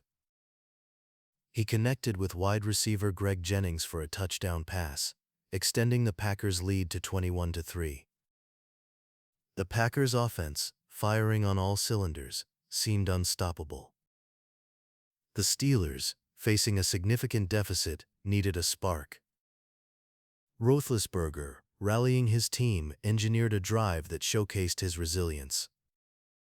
With a series of precise passes, he led the Steelers into the red zone. Running back Rashard Mendenhall capped off the drive with a touchdown run, narrowing the Packers' lead to 21-10 as the teams headed to the locker rooms for halftime. The third quarter began with the Steelers receiving the kickoff. Roethlisberger, determined to mount a comeback, took the field with renewed focus. The Steelers' offense, finding its rhythm, embarked on a drive that highlighted their versatility. Roethlisberger connected with wide receiver Hines Ward for a touchdown pass, further closing the gap. The score now stood at 21-17 in favor of the Packers, and the momentum seemed to be shifting. The Packers, aware of the Steelers' rally, responded with a drive of their own. Rodgers, unfazed by the pressure, continued to showcase his precision passing. He found Jennings once again for a touchdown, extending the Packers' lead to 28-17. The game was shaping up to be a battle of wills, with both teams refusing to relent. As the fourth quarter unfolded, the Steelers, trailing by 11 points, faced a critical possession. Roethlisberger, known for his clutch performances, aimed to keep the Steelers in the game. He guided the Steelers on a drive that culminated in a touchdown pass to wide receiver Mike Wallace. The Steelers successfully executed a two-point conversion, narrowing the Packers' lead to 28-25. With time winding down, the Packers embarked on a drive that would test their resolve. Rodgers, calm and collected, orchestrated a series of precise passes, spreading the ball to multiple receivers. Running back James Starks contributed to the ground game, helping the Packers advance into field goal range. Kicker Mason Crosby converted the attempt, extending the Packers' lead to 31-25. The Steelers, with limited time remaining, had one final opportunity to mount a comeback. Roethlisberger, aiming to engineer a game-winning drive, took the field with determination. However, the Packers' defense, galvanized by the stakes, rose to the occasion. They applied relentless pressure, forcing Roethlisberger into a series of incomplete passes. As the clock expired, the Packers celebrated their victory, a 31-25 triumph that marked their fourth Super Bowl title in franchise history. Aaron Rodgers, with 304 passing yards and 3 touchdowns, was named the game's most valuable player. His performance was a testament to his skill and leadership, as he guided the Packers to victory on football's biggest stage. For Green Bay, The win was a culmination of a season marked by resilience and determination, as they overcame adversity to claim the championship. The Packers' triumph in Super Bowl 45 added another illustrious chapter to their storied history. The victory was a testament to the team's ability to rise to the occasion and deliver when it mattered most. As the confetti fell and the celebrations continued, the Packers and their fans reveled in the glory of a hard-fought championship, etching their names in the annals of NFL lore. On February 5, 2012, the New York Giants and the New England Patriots met once more on football's grandest stage, Super Bowl 46. The event took place at Lucas Oil Stadium in Indianapolis, Indiana, where fans of both teams filled the stands with anticipation and excitement. The Patriots, led by the legendary quarterback Tom Brady, sought redemption after their previous Super Bowl loss to the Giants. Meanwhile, the Giants, with Eli Manning at the helm, aimed to repeat their underdog triumph. The game began with the Patriots receiving the opening kickoff. Tom Brady, known for his poise and precision, took to the field with a clear mission. However, the Giants' defense, well prepared and determined, quickly made their presence felt.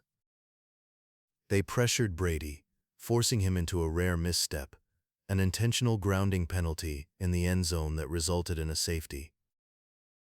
The Giants took an early 2-0 lead, setting the tone for the intense battle ahead. With the ball in their possession, Eli Manning and the Giants' offense looked to capitalize on the momentum. Manning, displaying his trademark composure, orchestrated a drive that showcased his connection with wide receiver Hakeem Nicks. The duo combined for several key completions, moving the Giants deep into Patriots territory. Manning capped off the drive with a touchdown pass to wide receiver Victor Cruz, extending the Giants' lead to 9-0. The Patriots, unfazed by the early setback, responded with determination. Brady, rallying his team, led a methodical drive down the field. With a mix of short passes and strategic runs, the Patriots advanced into the red zone. Brady connected with running back Danny Woodhead for a touchdown just before halftime, narrowing the Giants' lead to 9-7. As the second half commenced, the Patriots received the kickoff with renewed energy. Brady, ever the competitor, continued to find his rhythm. He orchestrated a drive that highlighted his precision passing, connecting with tight end Aaron Hernandez for a touchdown. The Patriots took the lead for the first time in the game, 14-9, and the momentum seemed to be shifting in their favor. The Giants, facing a deficit, remained undeterred. Manning, known for his resilience in high-pressure situations, guided the Giants on a drive that showcased his leadership. He found Nicks and Cruz for crucial gains, moving the Giants into scoring position. Kicker Lawrence Tynes converted a field goal attempt, bringing the Giants within 2 points at 14-12. As the fourth quarter unfolded, the tension in the stadium was intense. Both teams understood the stakes, and the battle intensified. The Patriots, looking to extend their lead, embarked on a drive that tested the Giants' defense. Brady, with his quick release and sharp decision-making, moved the Patriots into field goal range. Kicker Steven Gostkowski nailed the kick, giving the Patriots a 17-12 advantage. With time running down, the Giants faced a critical possession. Manning, calm and collected under pressure, orchestrated a drive that would define the game. On a pivotal play, Manning delivered a perfectly placed pass to wide receiver Mario Manningham along the sideline. Manningham made a spectacular catch, keeping both feet in bounds, and the Giants gained significant yardage. The Giants, now in striking distance, continued their march down the field. Manning, spreading the ball to multiple targets, guided the Giants into the red zone. With less than a minute remaining, running back Ahmad Bradshaw took the handoff. As he approached the end zone, the Patriots' defense parted, allowing Bradshaw to score the go-ahead touchdown. Despite his hesitation to cross the goal line, Bradshaw's score gave the Giants a 19-17 lead. The Giants opted for a two-point conversion attempt to extend their lead, but the Patriots' defense held firm, keeping the score at 19-17. With 57 seconds left on the clock, Brady and the Patriots had one final opportunity to mount a comeback. Brady, known for his late-game heroics, took the field with determination. However, the Giants' defense, galvanized by the stakes, rose to the occasion. They pressured Brady, forcing him into a series of hurried throws. As the clock ticked down, the Patriots' final pass attempt fell incomplete, sealing the Giants' victory. The Giants emerged victorious with a final score of 21-17, claiming their fourth Super Bowl title in franchise history. Eli Manning, with 296 passing yards and one touchdown, was named the game's most valuable player. His performance, marked by poise and precision, was instrumental in the Giants' triumph. As the confetti fell and the celebrations commenced, the Giants reveled in their hard-fought victory. The win solidified their legacy in Super Bowl history, and for their fans it was a moment of pure joy and pride. The Giants' triumph in Super Bowl 46 was a testament to their resilience and determination, etching their names once more in the annals of NFL lore. On February 3, 2013, the Baltimore Ravens and the San Francisco 49ers met at the Mercedes-Benz Superdome in New Orleans, Louisiana, for Super Bowl 47. The atmosphere buzzed with excitement as fans packed the stadium, eager to witness an epic clash between two formidable teams. The Ravens, led by quarterback Joe Flacco, aimed to secure their second Super Bowl title, while the 49ers, under the guidance of head coach Jim Harbaugh, sought their sixth championship. The Ravens began the game with determination, setting the tone early. Joe Flacco, known for his strong arm and calm demeanor, took the field and orchestrated a masterful opening drive. With precision, he connected with wide receiver Anquan Boldin for a 13-yard touchdown pass, giving the Ravens a 7-0 lead. The early score energized the Baltimore faithful and hinted at the offensive prowess that would characterize their performance.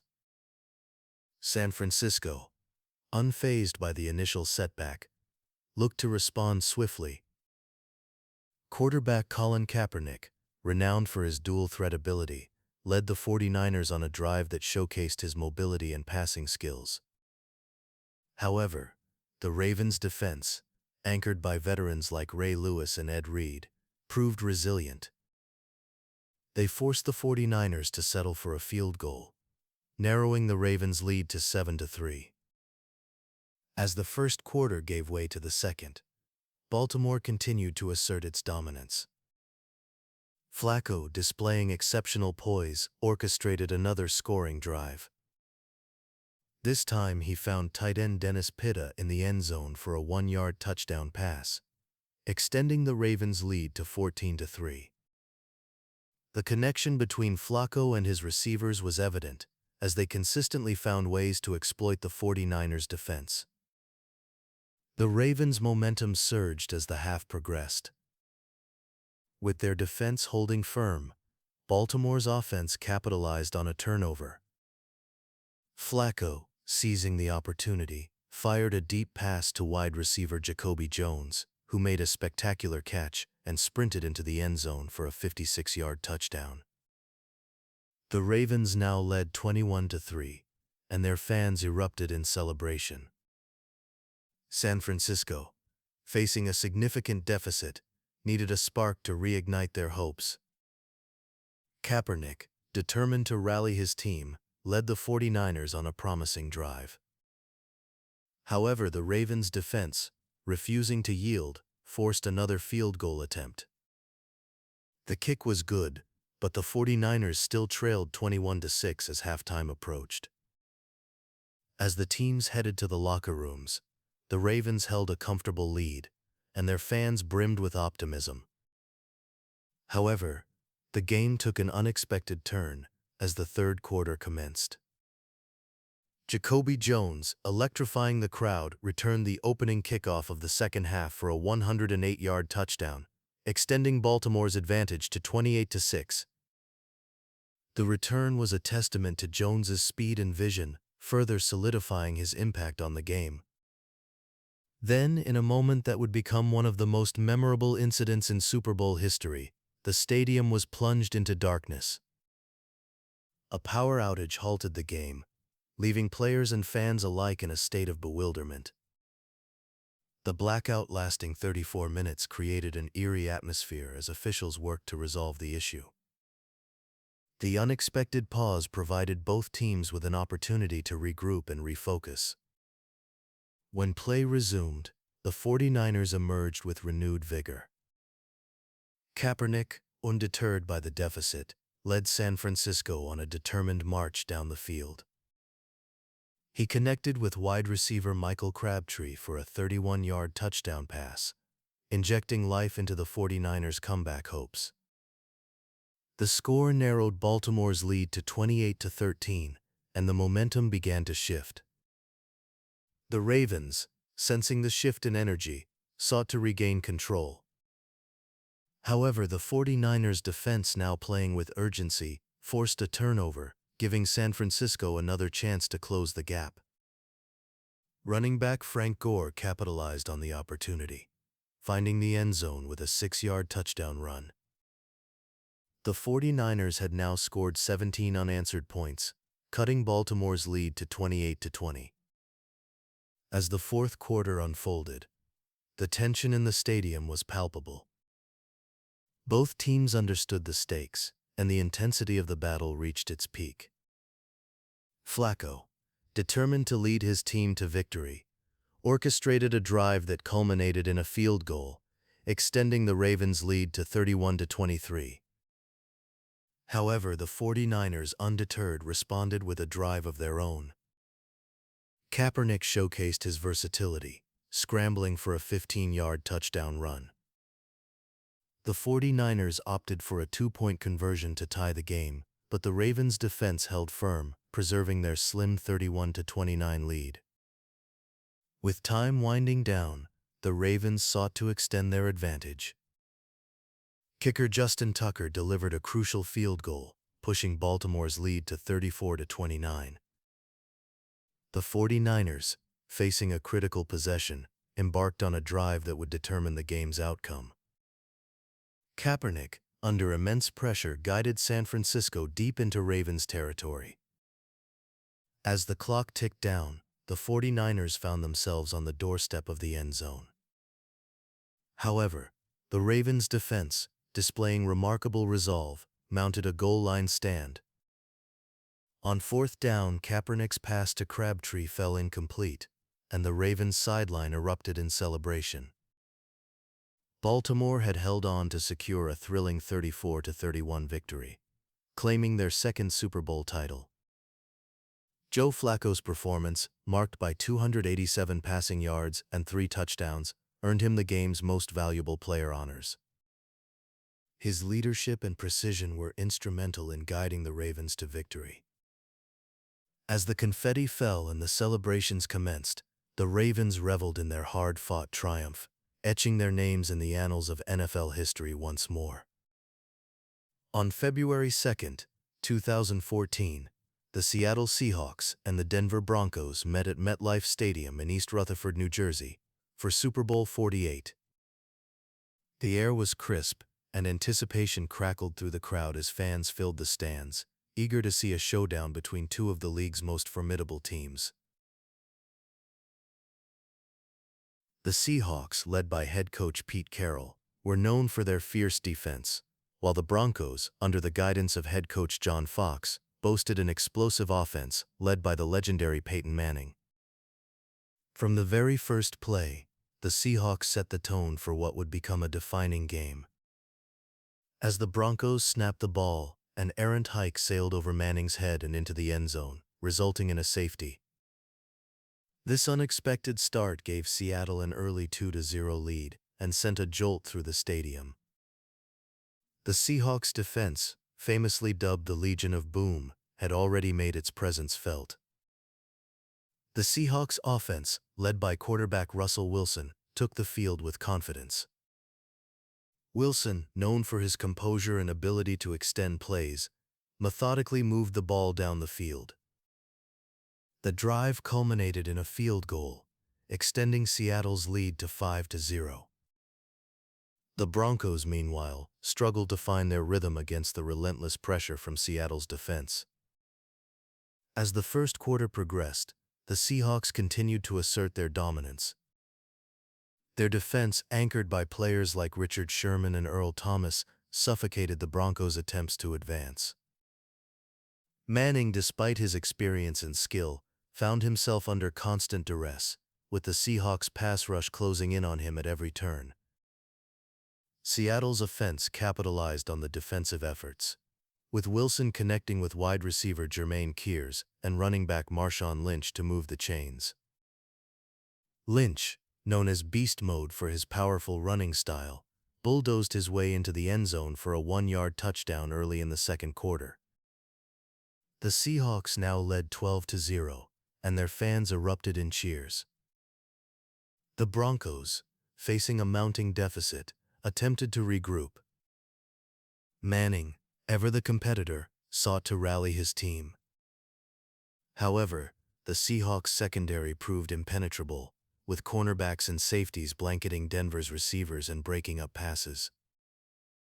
The Broncos' frustration grew as they struggled to gain any significant yardage. Midway through the second quarter, the Seahawks struck again. Manning, under pressure, threw a pass intended for running back Noshan Moreno. Seattle linebacker Malcolm Smith, reading the play perfectly, intercepted the ball and sprinted down the sideline for a 69-yard touchdown return. The Seahawks' lead ballooned to 22-0, and the Broncos were left reeling. As halftime approached, Seattle's dominance showed no signs of waning. Their defense continued to stifle Denver's offense, forcing punts and turnovers that kept the Broncos off the scoreboard. The Seahawks' special teams also contributed, with kicker Stephen Hauschka adding another field goal to extend the lead to 25-0 at the half. The halftime show provided a brief respite for the Broncos, who needed to regroup and find a way to counter Seattle's relentless assault. The Seahawks, meanwhile, remained focused and determined to maintain their momentum. As the second half began, it was clear that the Seahawks were not content to rest on their lead. Seattle received the kickoff to start the third quarter, and Percy Harvin electrified the crowd with a dazzling 87-yard return for a touchdown. The Seahawks' lead now stood at 32-0, and the Broncos faced an uphill battle of monumental proportions. Harvin's speed and agility showcased the depth of Seattle's talent, further demoralizing Denver. Despite the daunting deficit, Manning and the Broncos continued to fight. Late in the third quarter, Manning orchestrated a drive that finally put Denver on the board. He connected with wide receiver Demaryius Thomas for a 14-yard touchdown pass, followed by a successful 2-point conversion to Wes Welker. The Broncos had finally scored, but the gap remained vast at 36-8. The Seahawks, undeterred by Denver's brief success, responded swiftly. Wilson, displaying his trademark poise, led Seattle on another scoring drive. He found wide receiver Doug Baldwin in the end zone for a 10-yard touchdown pass, further extending the Seahawks' lead to 43-8.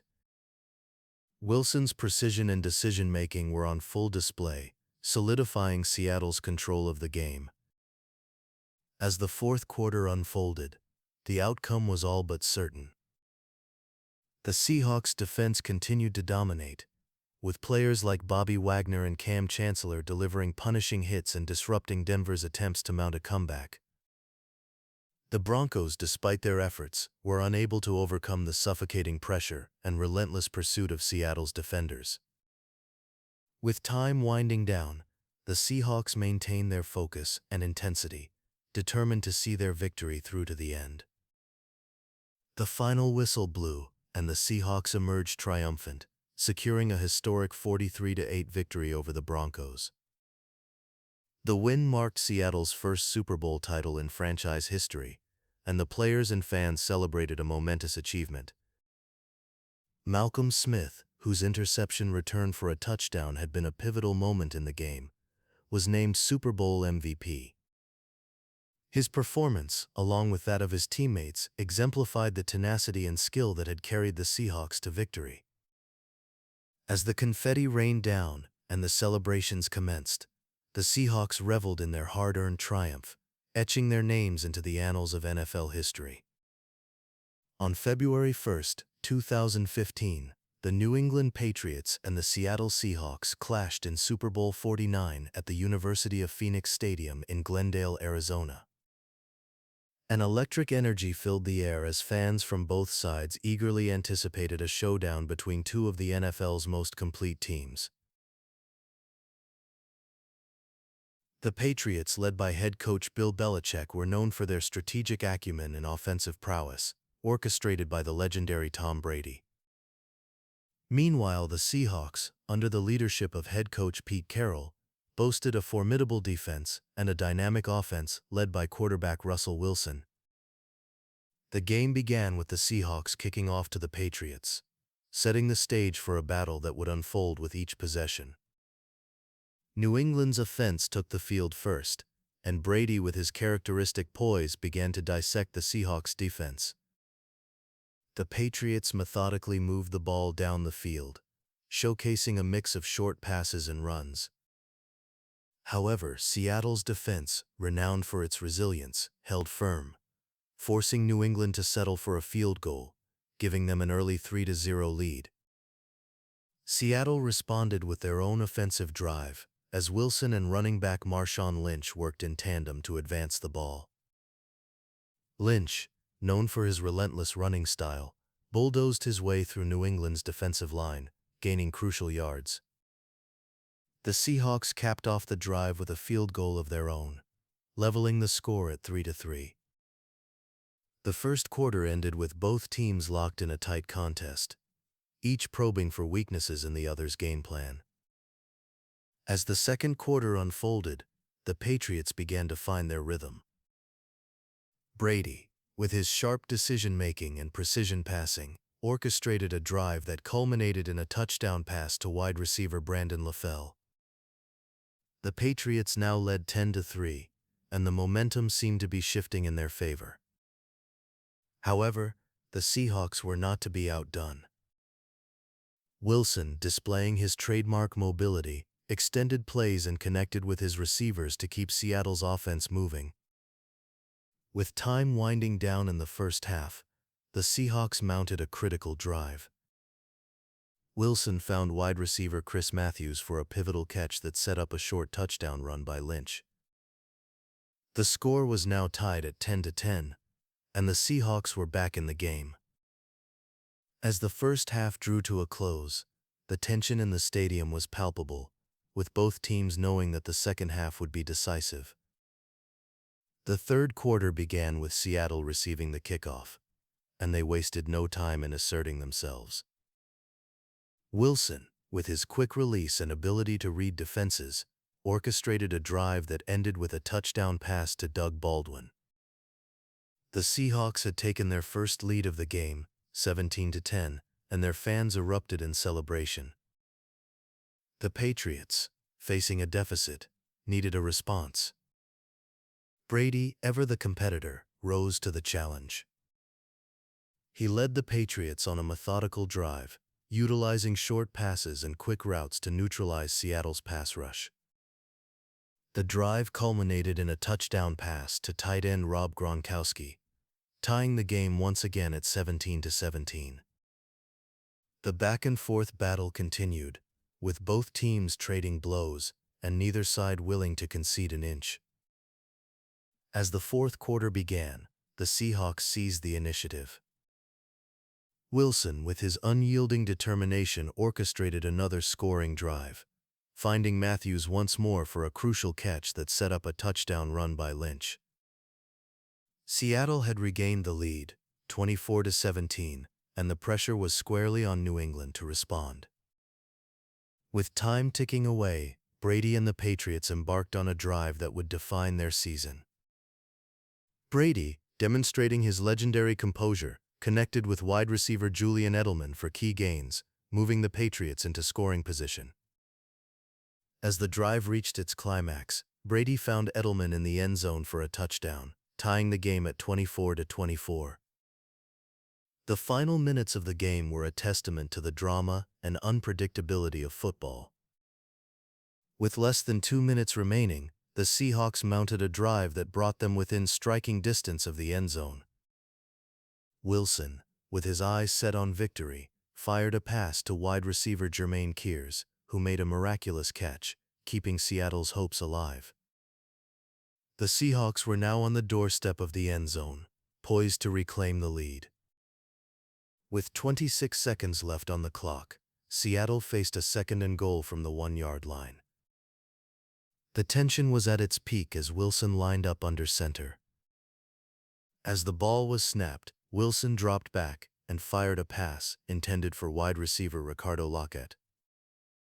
In a moment that would become etched in Super Bowl lore, Patriots cornerback Malcolm Butler, reading the play with precision, intercepted the pass at the goal line, thwarting Seattle's bid for victory.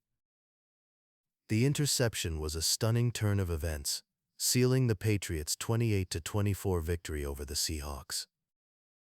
As the final seconds ticked away, New England celebrated their 4th Super Bowl title under Brady and Belichick. The game, marked by its dramatic swings and pivotal moments, had delivered on its promise of high-stakes drama. Butler's interception was hailed as one of the most memorable plays in Super Bowl history, a testament to the importance of preparation and execution in the game's most critical moments.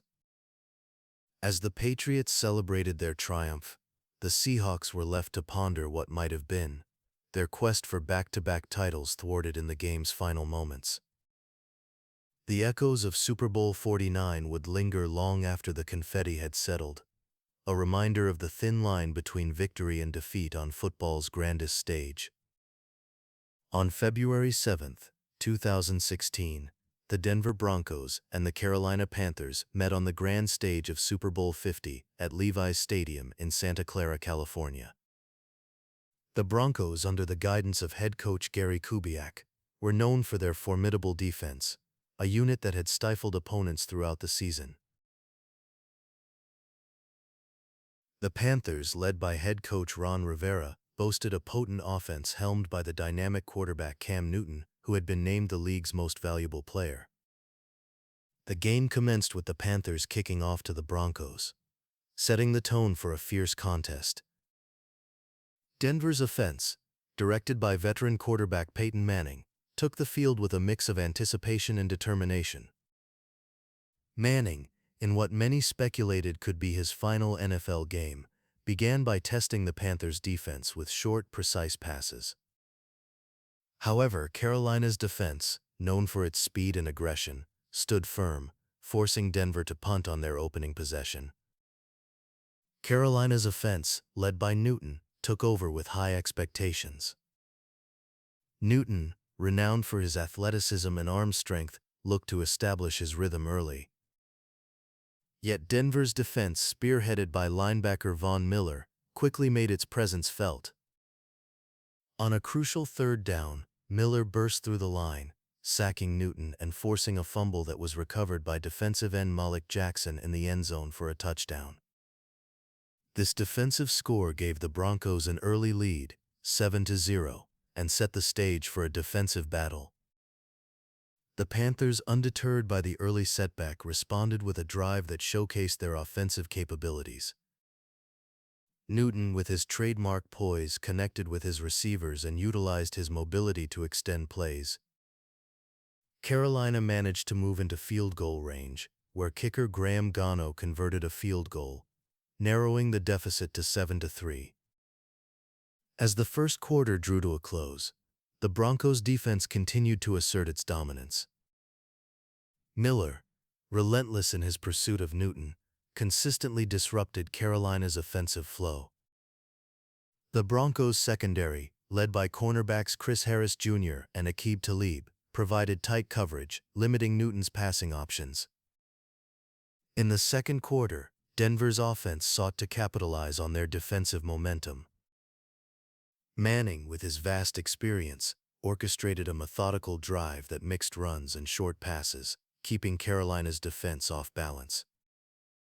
The drive culminated in a field goal by kicker Brandon McManus, extending Denver's lead to 10-3.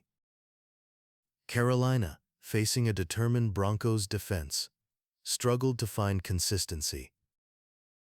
Newton, under constant pressure, was sacked multiple times, with Miller and defensive end DeMarcus Ware leading the charge. Despite their efforts, the Panthers found themselves unable to penetrate Denver's defensive wall, and the first half ended with the Broncos maintaining a 10-3 lead.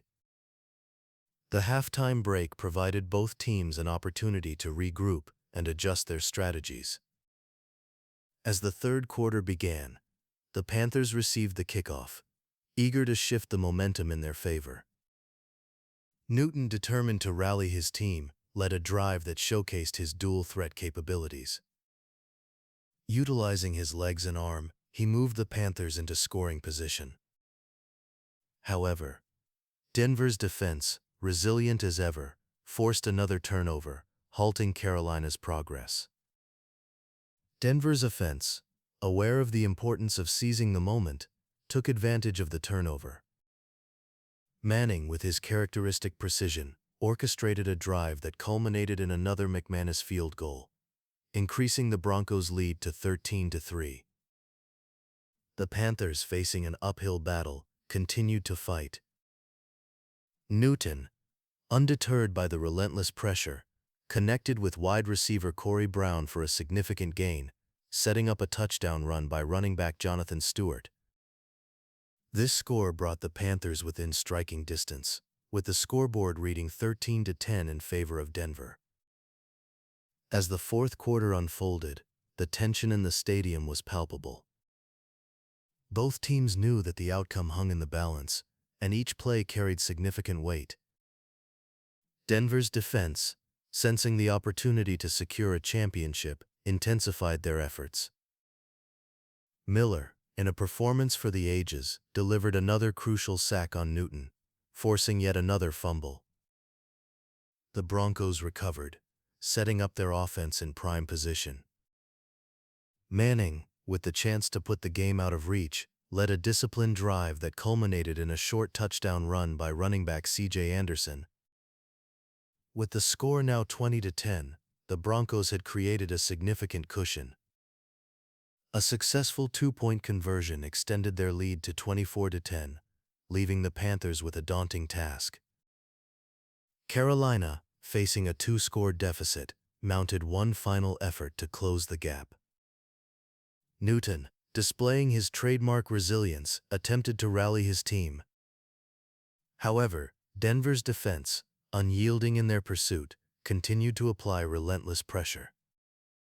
Ware and Miller, along with the rest of the defensive unit, forced hurried throws and disrupted Carolina's timing.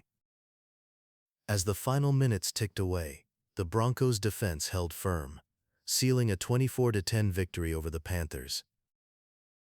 The win marked Denver's third Super Bowl title in franchise history and solidified the legacy of their dominant defense. Von Miller's performance, highlighted by 2.5 sacks and multiple forced turnovers, earned him the Super Bowl Most Valuable Player award. The victory was a fitting culmination to a season defined by defensive excellence and strategic prowess. Peyton Manning, in what would be his final NFL appearance, walked off the field as a champion, his storied career concluding with a moment of triumph. The Broncos' defensive unit, led by Miller, Ware, and a host of standout performers, had etched their names in the annals of Super Bowl history, delivering a performance that would be remembered for years to come. On February 5, 2017, the New England Patriots and the Atlanta Falcons squared off in a highly anticipated Super Bowl 51 at NRG Stadium in Houston, Texas. The Falcons, under head coach Dan Quinn, were known for their explosive offense, orchestrated by quarterback Matt Ryan, who had been named the league's most valuable player. The Patriots, led by the seasoned duo of head coach Bill Belichick and quarterback Tom Brady, were seeking to secure their fifth championship, a feat that would further cement their legacy in NFL history. The game began with the Falcons receiving the opening kickoff, and they quickly set about establishing their offensive rhythm. Ryan, displaying his trademark poise and precision, connected with his receivers and orchestrated a series of plays that moved Atlanta down the field.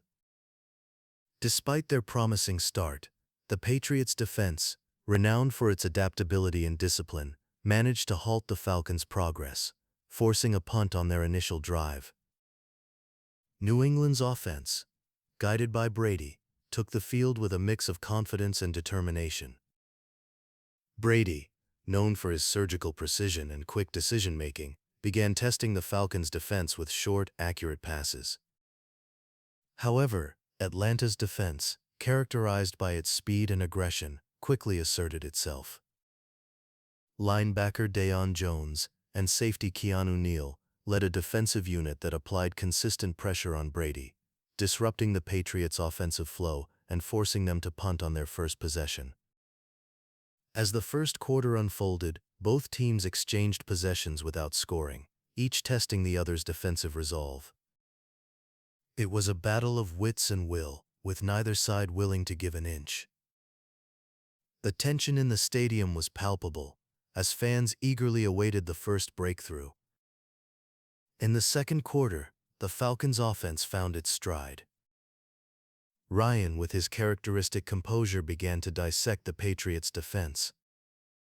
Aided by wide receiver Julio Jones, who made a series of spectacular catches, Atlanta marched down the field with purpose. Running back Devonta Freeman added a dynamic element to the Falcons' attack, breaking through New England's defensive line with a series of explosive runs. Freeman's efforts culminated in a touchdown run that gave the Falcons a 7-0 lead, igniting a roar from the Atlanta faithful. The Patriots, now trailing, looked to respond. Brady, ever the competitor, sought to rally his team.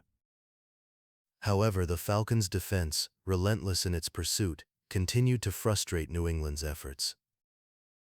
Defensive end Grady Jarrett and linebacker Vic Beasley Jr. consistently pressured Brady, forcing hurried throws and disrupting the Patriots' timing. Midway through the second quarter, the Falcons' offense struck again. Ryan, with a deft touch, connected with tight end Austin Hooper on a deep pass, resulting in another touchdown. With the score now 14-0, Atlanta had seized the momentum, and the Patriots found themselves in unfamiliar territory, trailing by 2 scores. As the half drew to a close, the situation for New England worsened. Brady, attempting to mount a comeback, threw an interception to cornerback Robert Alford, who returned it for a touchdown. This defensive score extended Atlanta's lead to 21-0, leaving the Patriots reeling as they headed into the locker room. The halftime break provided New England with a chance to regroup and adjust their strategy. Belichick, known for his tactical acumen, emphasized the importance of resilience and adaptability. The Patriots emerged from the locker room with renewed focus, determined to turn the tide. The third quarter began with the Falcons receiving the kickoff, and they wasted little time in extending their lead. Ryan, continuing his stellar performance, orchestrated a drive that culminated in a touchdown pass to running back Tevin Coleman.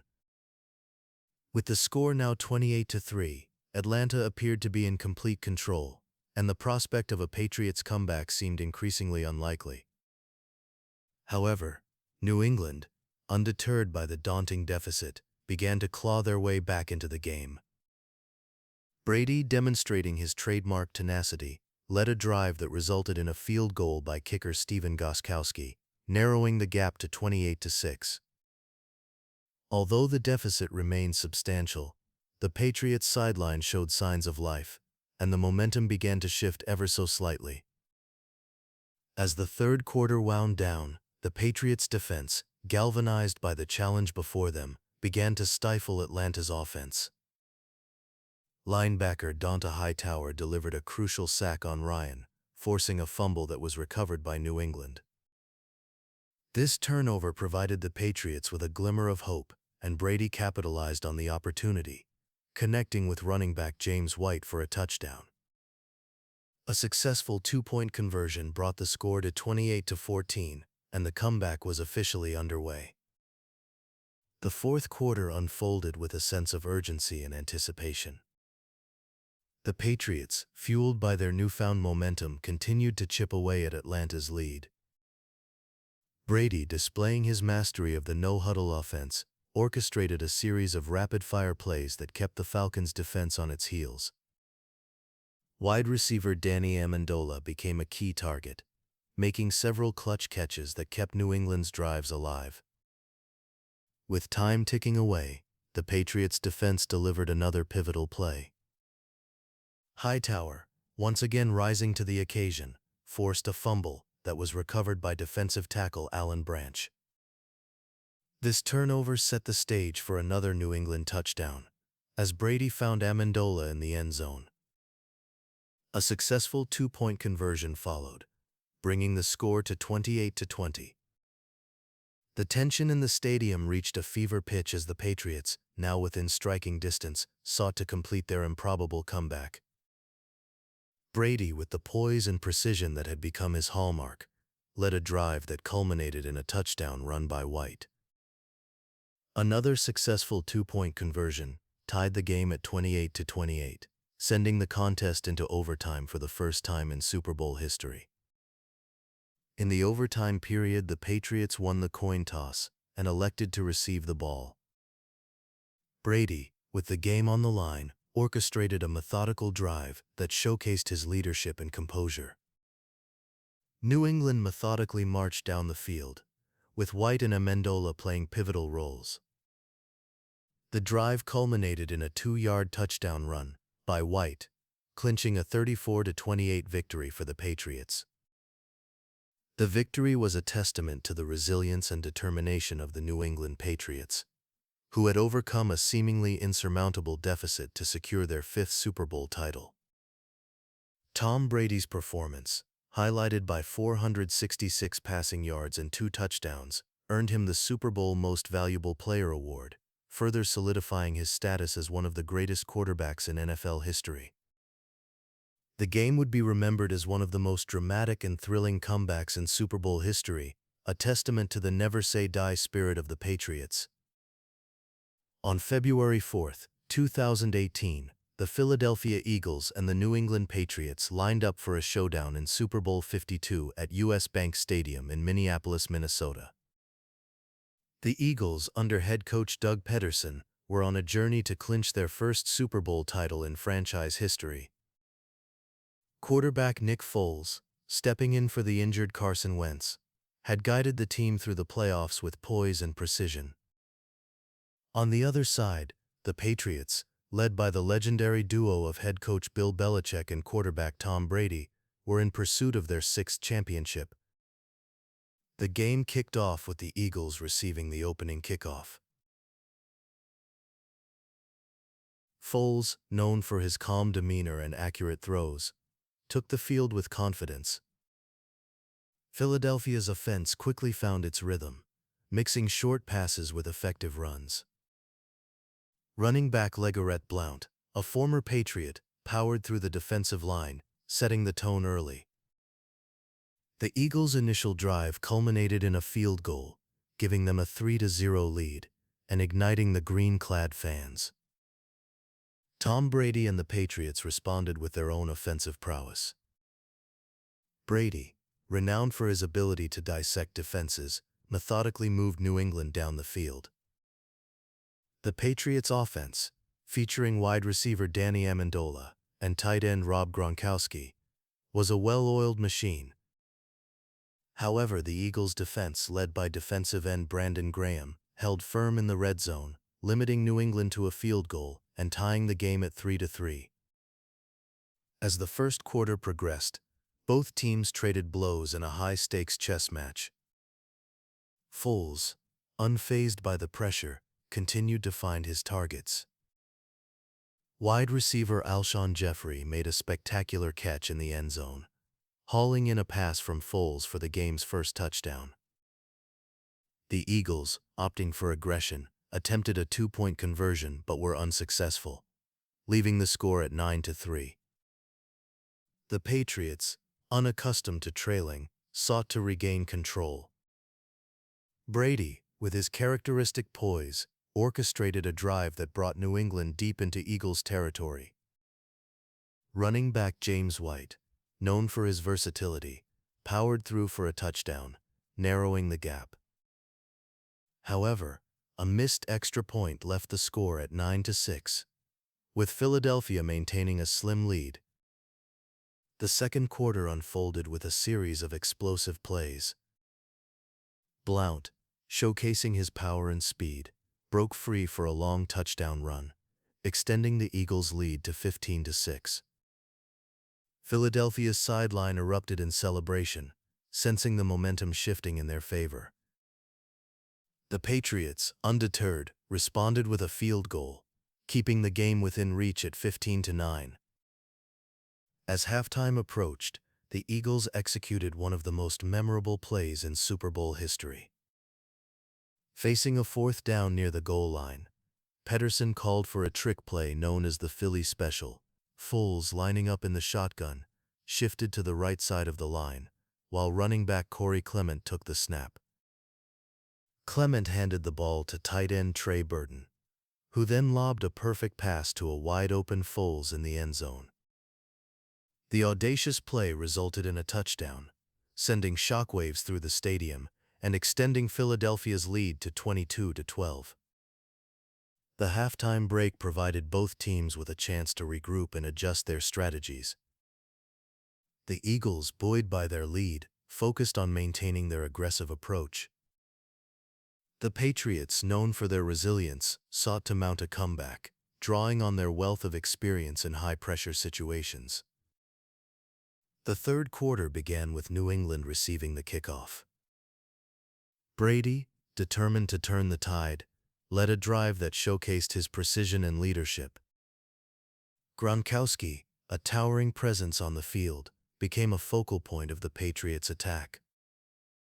Brady found Gronkowski for a touchdown, narrowing the Eagles' lead to 22-19 and re-energizing the Patriots' faithful.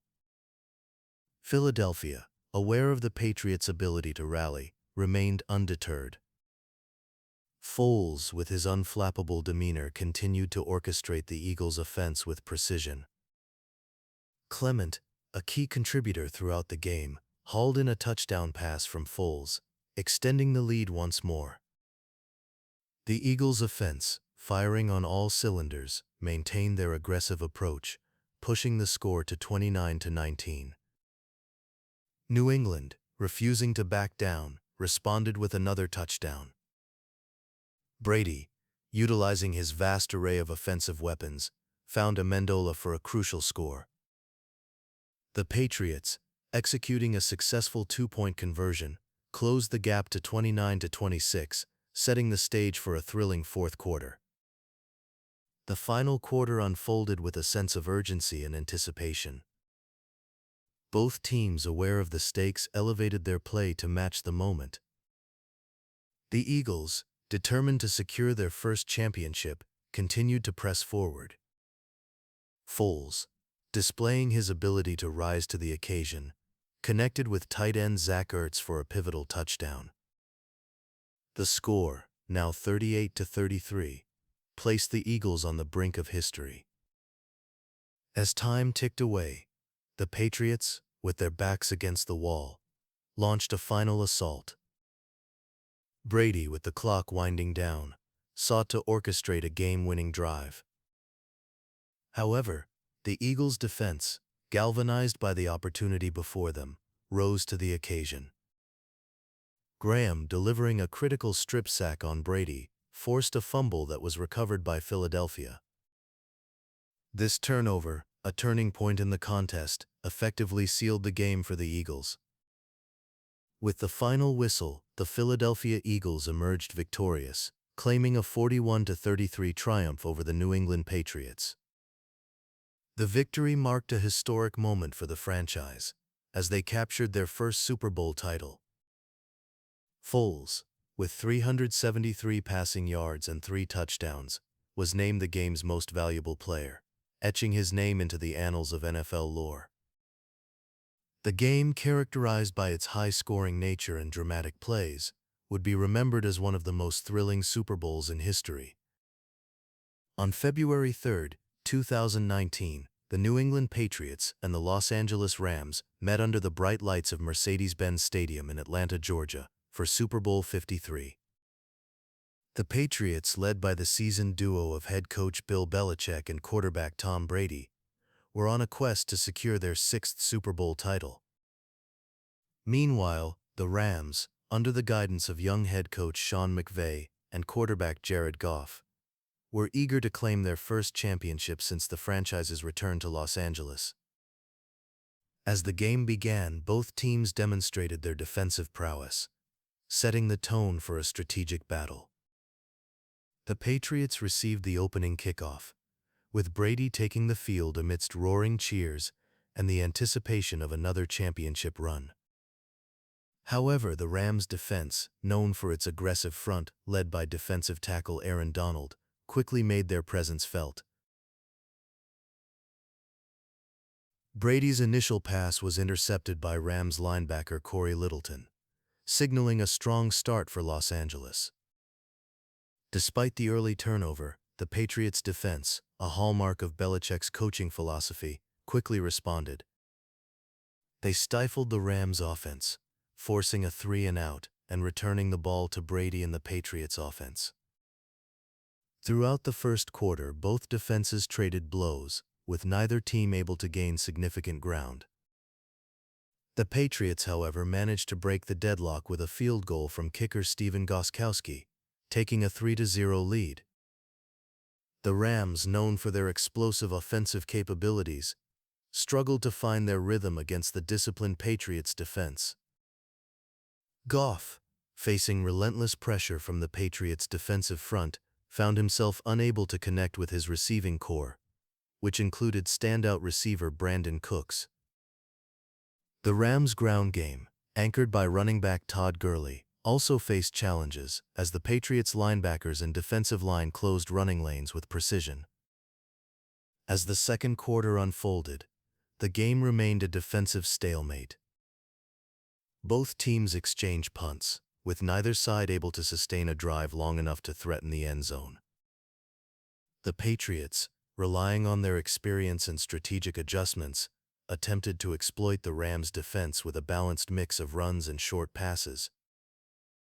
Running back Sony Michel, a key component of New England's offensive scheme, began to find some success on the ground, gaining crucial yards and helping to control the clock. Approaching halftime, the Patriots orchestrated a drive that brought them deep into Rams territory. However, the Rams' defense, showcasing their resilience, held firm, forcing the Patriots to settle for another field goal attempt.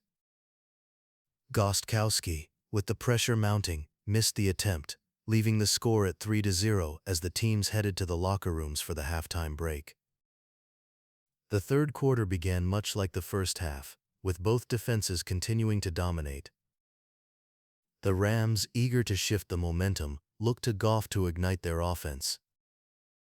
However, the Patriots' secondary, led by cornerback Stephon Gilmore, effectively neutralized the Rams' passing attack. Goff, under constant duress, struggled to find open receivers, and the Rams' offensive frustrations mounted. Midway through the third quarter, the Rams finally managed to put points on the board. Kicker Greg Zuerlein, known for his powerful leg, converted a long field goal, tying the game at 3-3. The score, though modest, reinvigorated the Rams' sideline as they hoped to build on their newfound momentum. The Patriots, unfazed by the Rams' equalizer, responded with a methodical drive led by Brady. Utilizing a mix of short passes and runs, the Patriots advanced into Rams territory. Michel, showcasing his vision and power, broke through the Rams' defensive line for a significant gain, inching the Patriots closer to the end zone. As the drive progressed into the fourth quarter, Brady connected with tight end Rob Gronkowski on a crucial pass that set the Patriots up at the Rams' 2-yard line. With the game hanging in the balance, Michel powered into the end zone for the game's first and only touchdown. The Patriots, now leading 10-3, sensed the opportunity to seize control. The Rams, aware of the urgency, attempted to mount a comeback. Goff, seeking to rally his team, orchestrated a drive deep into Patriots territory. However, his efforts were thwarted by the Patriots' defense, as Gilmore intercepted a pass intended for Cooks, effectively ending the Rams' hopes for a late-game revival. As the clock wound down, the Patriots added a final field goal, extending their lead to 13-3. The Rams, unable to overcome the Patriots' defensive mastery, watched as their championship aspirations slipped away. The final whistle blew, and the Patriots celebrated their 6th Super Bowl victory, a testament to their defensive discipline and strategic execution. The game, characterized by its low scoring and defensive dominance, would be remembered as a tactical battle rather than an offensive showcase. Brady, although not posting his usual prolific numbers, managed the game with the poise and leadership that had become his hallmark. Michel's performance, highlighted by his decisive touchdown, underscored the importance of a balanced offensive approach. Meanwhile, the Patriots' defense, with their ability to stifle a high-powered Rams offense, stood as the true heroes of the day. In the aftermath, the Patriots' triumph added another chapter to their storied legacy, while the Rams were left to ponder what might have been. The defensive battle, though atypical for a Super Bowl, showcased the strategic depth and adaptability of both teams. As the confetti fell and the celebrations continued, the Patriots solidified their place among the NFL's elite, their victory a testament to the enduring power of teamwork and preparation. On February 2, 2020, the Kansas City Chiefs and the San Francisco 49ers met at the Hard Rock Stadium in Miami Gardens, Florida, for Super Bowl 54. The Chiefs, led by the dynamic Patrick Mahomes, were seeking to capture their first championship in 50 years. Meanwhile, the 49ers, under head coach Kyle Shanahan, aimed to add another title to their storied history. As the game kicked off, the atmosphere was electric, with both teams eager to establish dominance early. The Chiefs received the opening kickoff, and Mahomes took the field with determination.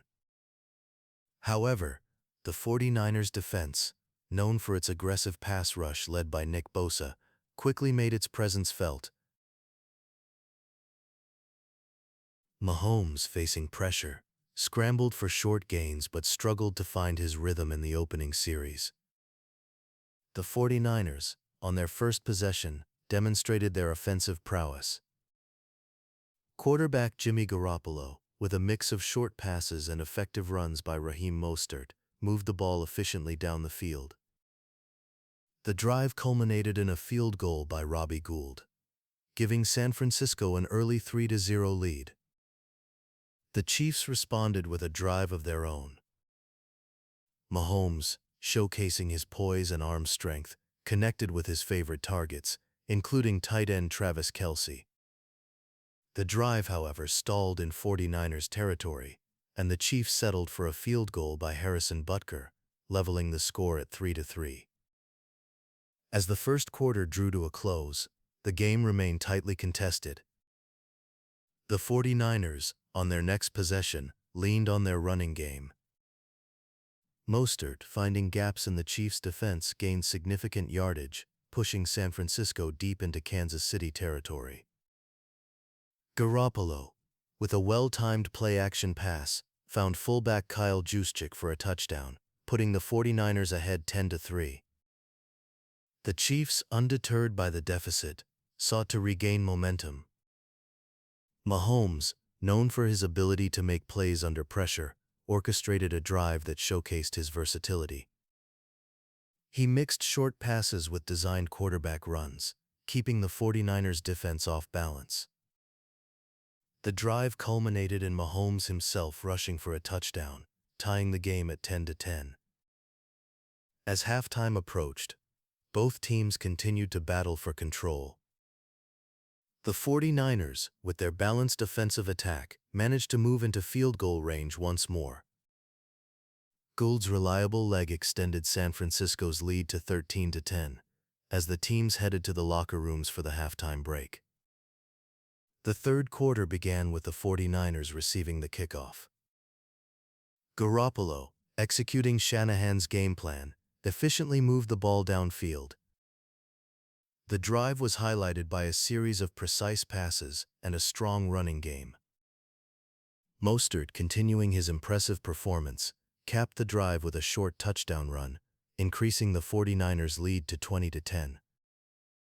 The Chiefs, now trailing by 10 points, faced a pivotal moment. Mahomes, known for his resilience, took the field determined to spark a comeback.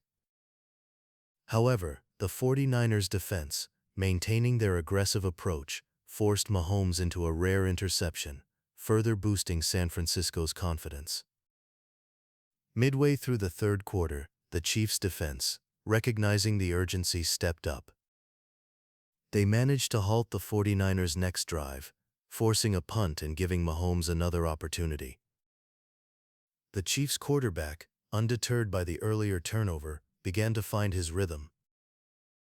With a mix of quick passes and strategic runs, he led Kansas City deep into 49ers territory as the third quarter ended. Entering the fourth quarter, the Chiefs faced a crucial third down. Mahomes, displaying his trademark composure, delivered a perfectly placed pass to Tyreek Hill, who made a spectacular catch for a significant gain. This play ignited the Chiefs' offense and shifted the momentum in their favor. With renewed energy, Mahomes continued to dissect the 49ers' defense. He connected with Kelce for a touchdown, cutting the deficit to 20-17. The Chiefs' sideline erupted with excitement, sensing a shift in the game's dynamics. The 49ers, feeling the pressure, attempted to respond. Garoppolo, under duress from the Chiefs' pass rush, struggled to find open receivers.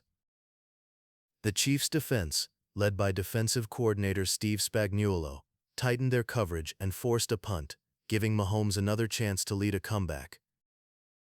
Mahomes, now in full command, orchestrated another impressive drive. Utilizing his mobility and vision, he moved the Chiefs into scoring position. Running back Damian Williams, known for his versatility, took a handoff and sprinted into the end zone, giving Kansas City their first lead of the game at 24-20. The 49ers, with time running out, desperately tried to regain the lead.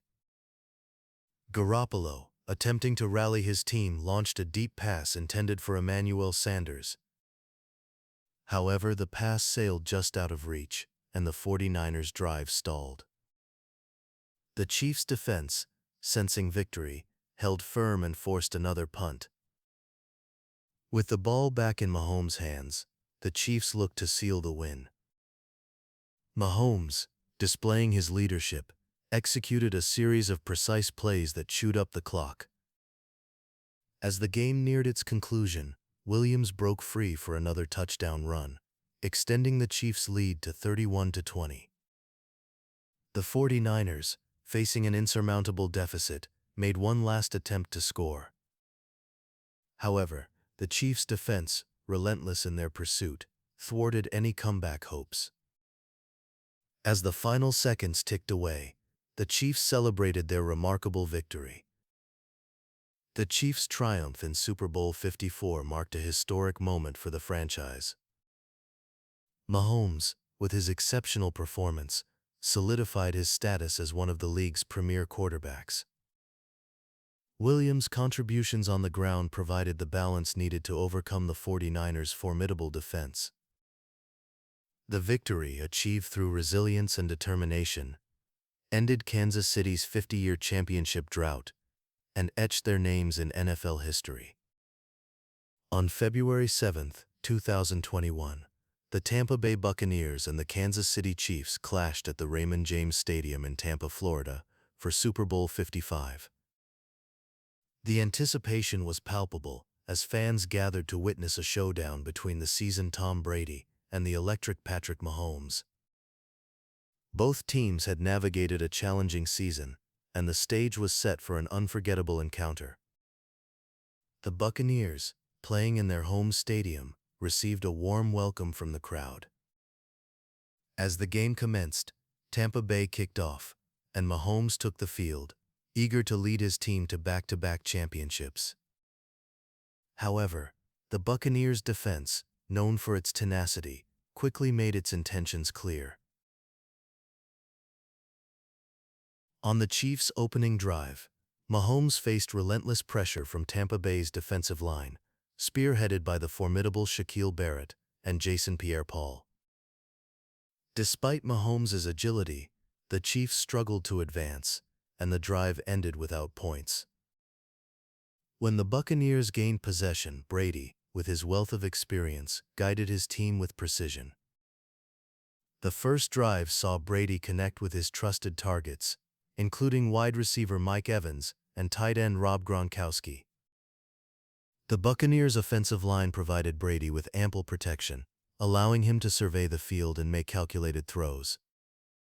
As the drive progressed, Brady found Gronkowski in the end zone for the game's first touchdown, putting Tampa Bay ahead 7-0. The Chiefs, undeterred, sought to respond. Mahomes, showcasing his signature mobility, scrambled to extend plays and find open receivers. Yet the Buccaneers' secondary, led by cornerback Carlton Davis and safety Antoine Winfield Jr., maintained tight coverage, forcing Kansas City to settle for a field goal. Harrison Butker's kick narrowed the gap to 7-3. As the first quarter drew to a close, the Buccaneers' offense returned to the field with momentum.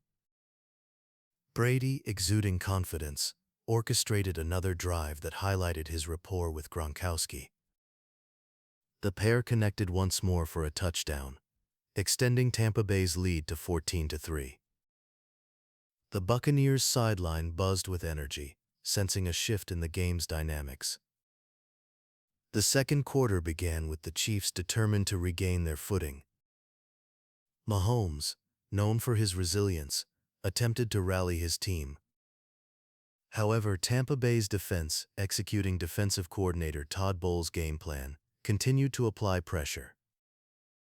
The relentless pass rush disrupted Mahomes' rhythm, resulting in hurried throws and missed opportunities. Meanwhile, Brady and the Buccaneers' offense maintained their aggressive approach. With a balanced mix of runs and passes, Tampa Bay methodically moved down the field. Running back Leonard Fournette, known for his power and vision, contributed significant yardage on the ground. As the drive reached the red zone, Brady fired a precise pass to wide receiver Antonio Brown for another touchdown, increasing the lead to 21-3. The Chiefs, facing a growing deficit, struggled to find their offensive groove. Mahomes, despite his best efforts, found himself under constant duress. The Buccaneers' defense, executing timely blitzes, forced Mahomes into a rare interception, further boosting Tampa Bay's confidence. As halftime approached, the Chiefs managed to add another field goal, courtesy of Butker, making the score 21-6. The Buccaneers, however, remained in control, and the first half ended with Tampa Bay holding a commanding lead. The third quarter began with the Buccaneers receiving the kickoff. Brady, with his sights set on another championship, continued to dissect the Chiefs' defense. The drive was marked by a series of short, efficient passes and strategic runs. Fournette, showcasing his explosiveness, broke free for a touchdown run, extending the Buccaneers' lead to 28-6. The Chiefs, now in a dire situation, attempted to mount a comeback. Mahomes, displaying his trademark athleticism, scrambled to evade Tampa Bay's pass rush. Despite his efforts, the Buccaneers' defense remained steadfast. Linebacker Devin White, known for his speed and instincts, intercepted a pass, thwarting Kansas City's momentum. With the game slipping away, the Chiefs managed to add another field goal, bringing the score to 28-9. However, the Buccaneers, sensing victory, continued to dominate.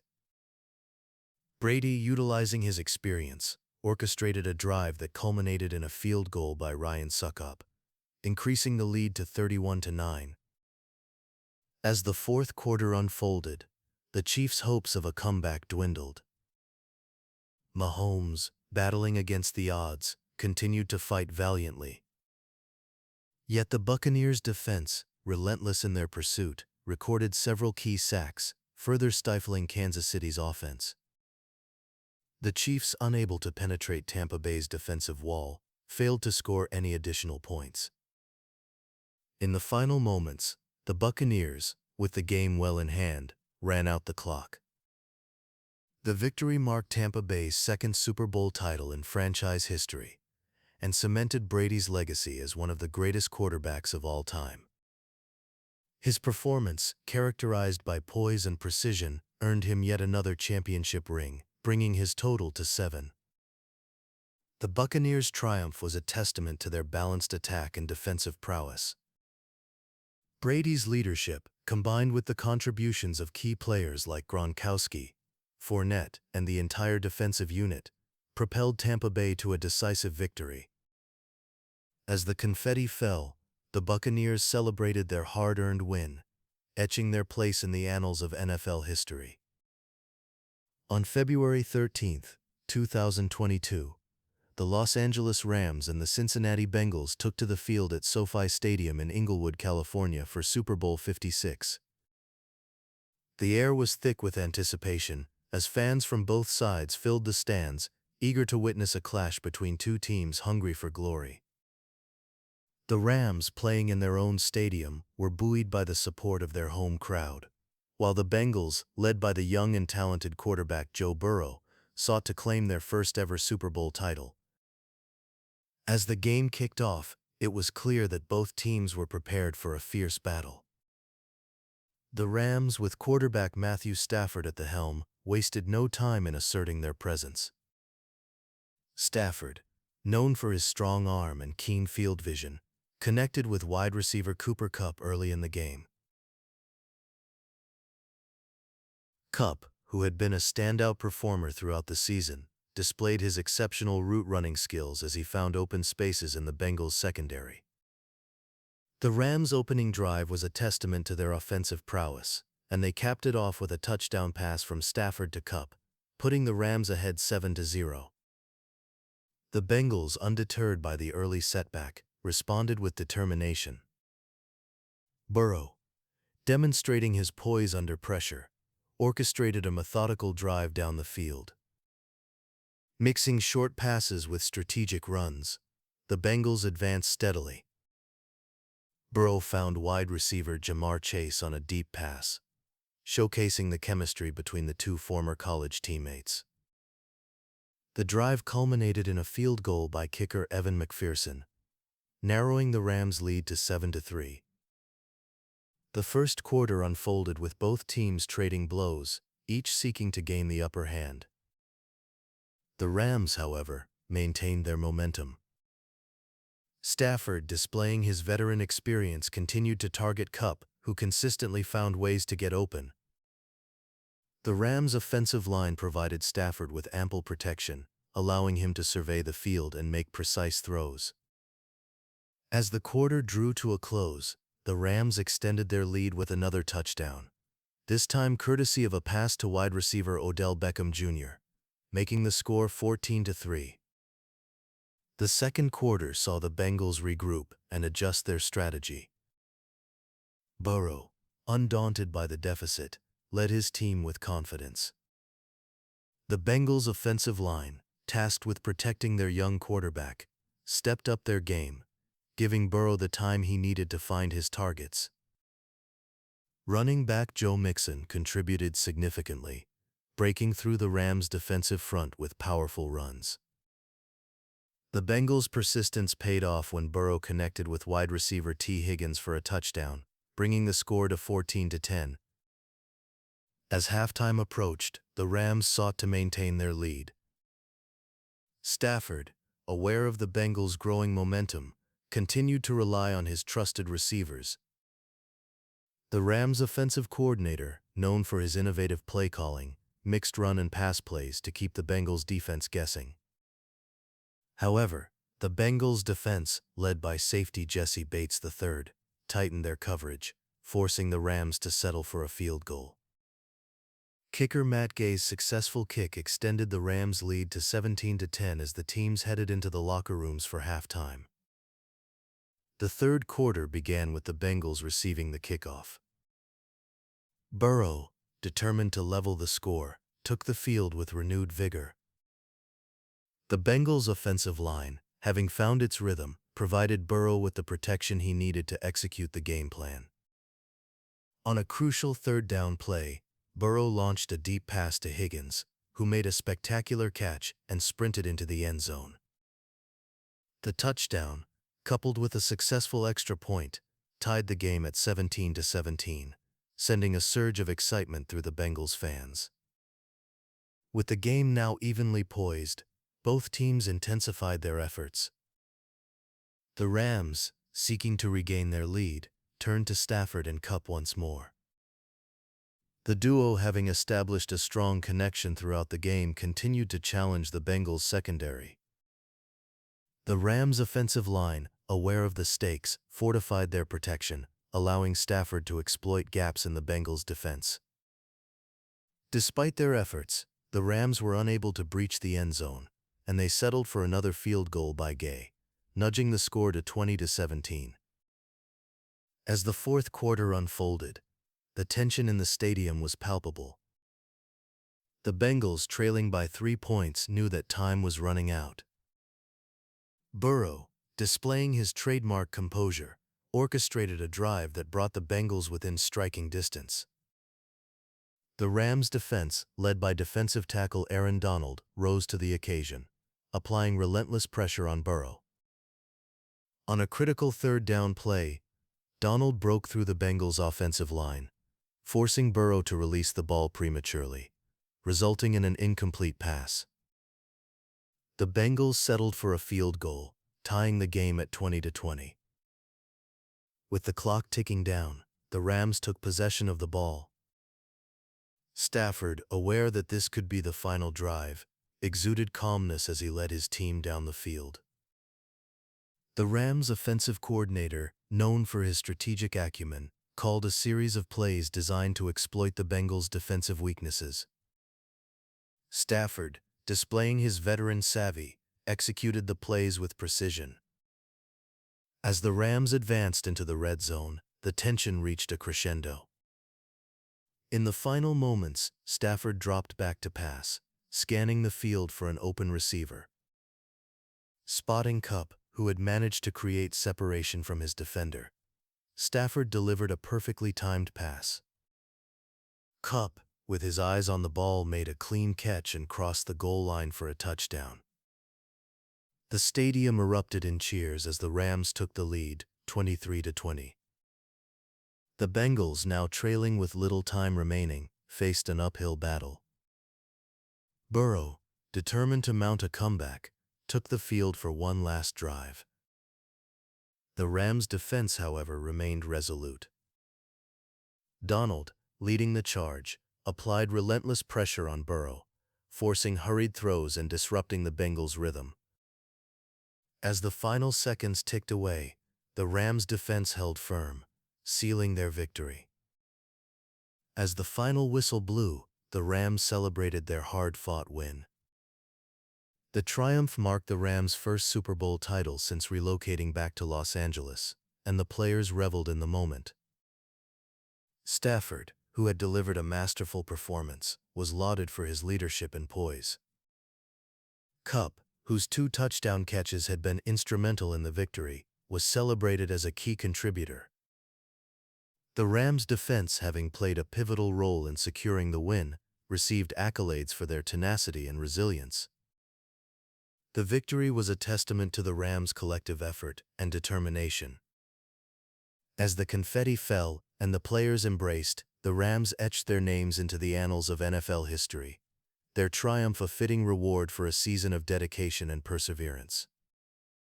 On February 12, 2023, the Kansas City Chiefs and the Philadelphia Eagles clashed in Super Bowl 57 at State Farm Stadium in Glendale, Arizona. The atmosphere was electric, with fans from both sides eager to witness a battle between two of the league's most dynamic teams. The Chiefs, led by the formidable Patrick Mahomes, were seeking to add another title to their recent successes. Meanwhile, the Eagles, under the guidance of their young quarterback Jalen Hurts, aimed to secure their second Super Bowl victory. As the game commenced, the Eagles took control early, driven by the powerful running ability of Jalen Hurts. The Eagles' offensive line, known for its strength and cohesion, opened up lanes for Hurts to exploit. On their opening drive, Hurts showcased his dual-threat capabilities, mixing precise throws with decisive runs. The Chiefs' defense, caught off guard by Hurts' agility, struggled to contain him. With a burst of speed, Hurts crossed into the end zone, putting the Eagles ahead 7-0 and igniting a roar from their supporters. The Chiefs, undeterred by the early deficit, responded with their characteristic offensive flair. Patrick Mahomes, renowned for his improvisational skills and strong arm, took the field with determination. The Chiefs' offensive line, tasked with protecting their star quarterback, provided Mahomes with the time he needed to survey the field. Mahomes connected with tight end Travis Kelce on a series of short passes, methodically advancing the Chiefs down the field. The drive culminated in a touchdown pass from Mahomes to Kelce, leveling the score at 7-7 and setting the stage for an intense contest. As the first quarter progressed, both teams exchanged blows, each determined to gain the upper hand. The Eagles, capitalizing on their strong start, continued to rely on Hurts' versatility. The young quarterback, displaying remarkable composure, orchestrated another drive deep into Chiefs territory. With the Chiefs' defense focused on stopping the pass, Hurts took advantage of the open field, rushing for his second touchdown of the game. The Eagles reclaimed the lead, 14-7, as the quarter drew to a close. The second quarter saw the Chiefs intensify their efforts. Mahomes, aware of the stakes, led his team with precision and poise.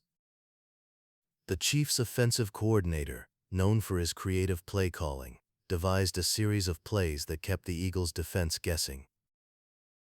Mahomes, utilizing his quick release and accuracy, found wide receiver Juju Smith-Schuster on a deep route, moving the Chiefs into scoring position. With the Eagles' defense on its heels, Mahomes fired a touchdown pass to running back Jerick McKinnon, tying the game once more at 14-14.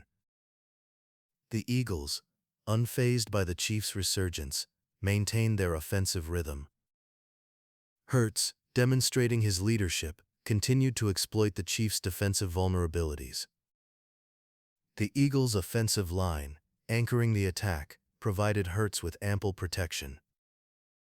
On a crucial third down play, Hurts connected with wide receiver A.J. Brown on a perfectly timed pass, setting up another scoring opportunity. Hurts, seizing the moment, powered through the Chiefs' defensive line for his third rushing touchdown, giving the Eagles a 21-14 lead. As halftime approached, the Chiefs sought to close the gap. Mahomes, exhibiting his trademark resilience, orchestrated a drive that tested the Eagles' defensive resolve. The Chiefs' offensive unit, displaying cohesion and discipline, executed a series of quick passes and strategic runs. Mahomes, with his eyes on the end zone, found Kelce once again for a touchdown, bringing the score to 21-21 as the teams headed into the locker rooms. The second half began with the Eagles receiving the kickoff. Hurts, determined to maintain the Eagles' momentum, led his team onto the field with confidence. The Eagles' offensive strategy, a blend of power and finesse, continued to challenge the Chiefs' defense. Hurts, leveraging his mobility, orchestrated a drive that culminated in a field goal, nudging the Eagles ahead 24-21. The Chiefs, facing a deficit, rallied under Mahomes' leadership. The quarterback, known for his ability to perform under pressure, took command of the Chiefs' offense. The Chiefs' offensive line, aware of the challenge, tightened their protection, allowing Mahomes to exploit gaps in the Eagles' secondary. Mahomes, with a deft touch, connected with wide receiver Marquez Valdes-Scantling on a deep pass, setting up a scoring opportunity. The drive ended with a touchdown pass to McKinnon, giving the Chiefs their first lead of the game at 28-24. As the third quarter unfolded, the game evolved into a thrilling back-and-forth contest. The Eagles, refusing to back down, responded with determination. Hurts, displaying his tenacity, led the Eagles on another scoring drive. The Chiefs' defense, struggling to contain Hurts' dynamic play, allowed the Eagles to advance into the red zone. Hurts, with a quick decision, handed the ball to running back Miles Sanders, who powered through for a touchdown, reclaiming the lead for the Eagles at 31-28. The Chiefs, aware of the game's high stakes, entered the fourth quarter with renewed focus. Mahomes, demonstrating his leadership, orchestrated a drive that tested the Eagles' defensive resolve. The Chiefs' offensive coordinator, known for his strategic acumen, called plays designed to exploit the Eagles' defensive weaknesses. Mahomes, with his eyes on the prize, found Kelce for a crucial first down, keeping the drive alive. The Chiefs' persistence paid off when Mahomes fired a touchdown pass to Smith-Schuster, putting the Chiefs ahead 35-31. With time running out, the Eagles mounted one final push. Hurts, embodying the spirit of a true competitor, led his team onto the field with determination. The Eagles' offensive line, aware of the urgency, provided Hurts with the protection he needed to execute the game plan. Hurts, with a series of quick passes and strategic runs, advanced the Eagles into scoring position. The drive culminated in a field goal, tying the game at 35-35 and setting the stage for a dramatic finish. As the clock ticked down, the Chiefs took possession of the ball. Mahomes, known for his ability to deliver in clutch situations, exuded calmness as he led his team down the field. The Chiefs' offensive line, aware of the stakes, fortified their protection, allowing Mahomes to survey the field. Mahomes, with precision and poise, connected with his receivers, moving the Chiefs into field goal range. With the game on the line, kicker Harrison Butker stepped onto the field. The stadium fell silent as Butker prepared for the kick. With a swift motion, Butker sent the ball sailing through the uprights, clinching the victory for the Chiefs at 38-35. The Chiefs fans erupted in celebration, their team having secured their third Super Bowl title in franchise history. The Chiefs' triumph was a testament to their resilience and determination. Mahomes, having delivered a masterful performance, was lauded for his leadership and poise. The Chiefs' offense, having executed their game plan with precision, received accolades for their cohesion and discipline. The Eagles, despite the defeat, were commended for their spirited performance and the promise they showed for the future. As the confetti fell and the players embraced, the Chiefs etched their names into the annals of NFL history, their victory a fitting reward for a season of dedication and perseverance. On February 11, 2024, the Kansas City Chiefs and the San Francisco 49ers faced off in Super Bowl 58, a contest that would be remembered for its intensity and dramatic conclusion. The Chiefs, led by the ever-impressive Patrick Mahomes, were eager to add another championship to their growing legacy.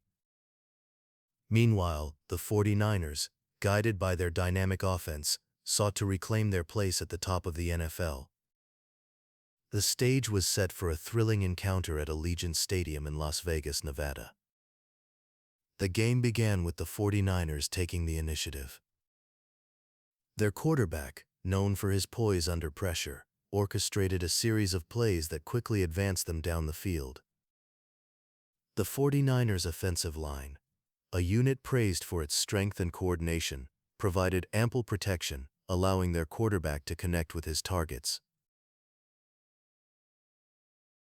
A series of sharp passes moved the 49ers into scoring position, and they capitalized with a touchdown, taking an early 7-0 lead.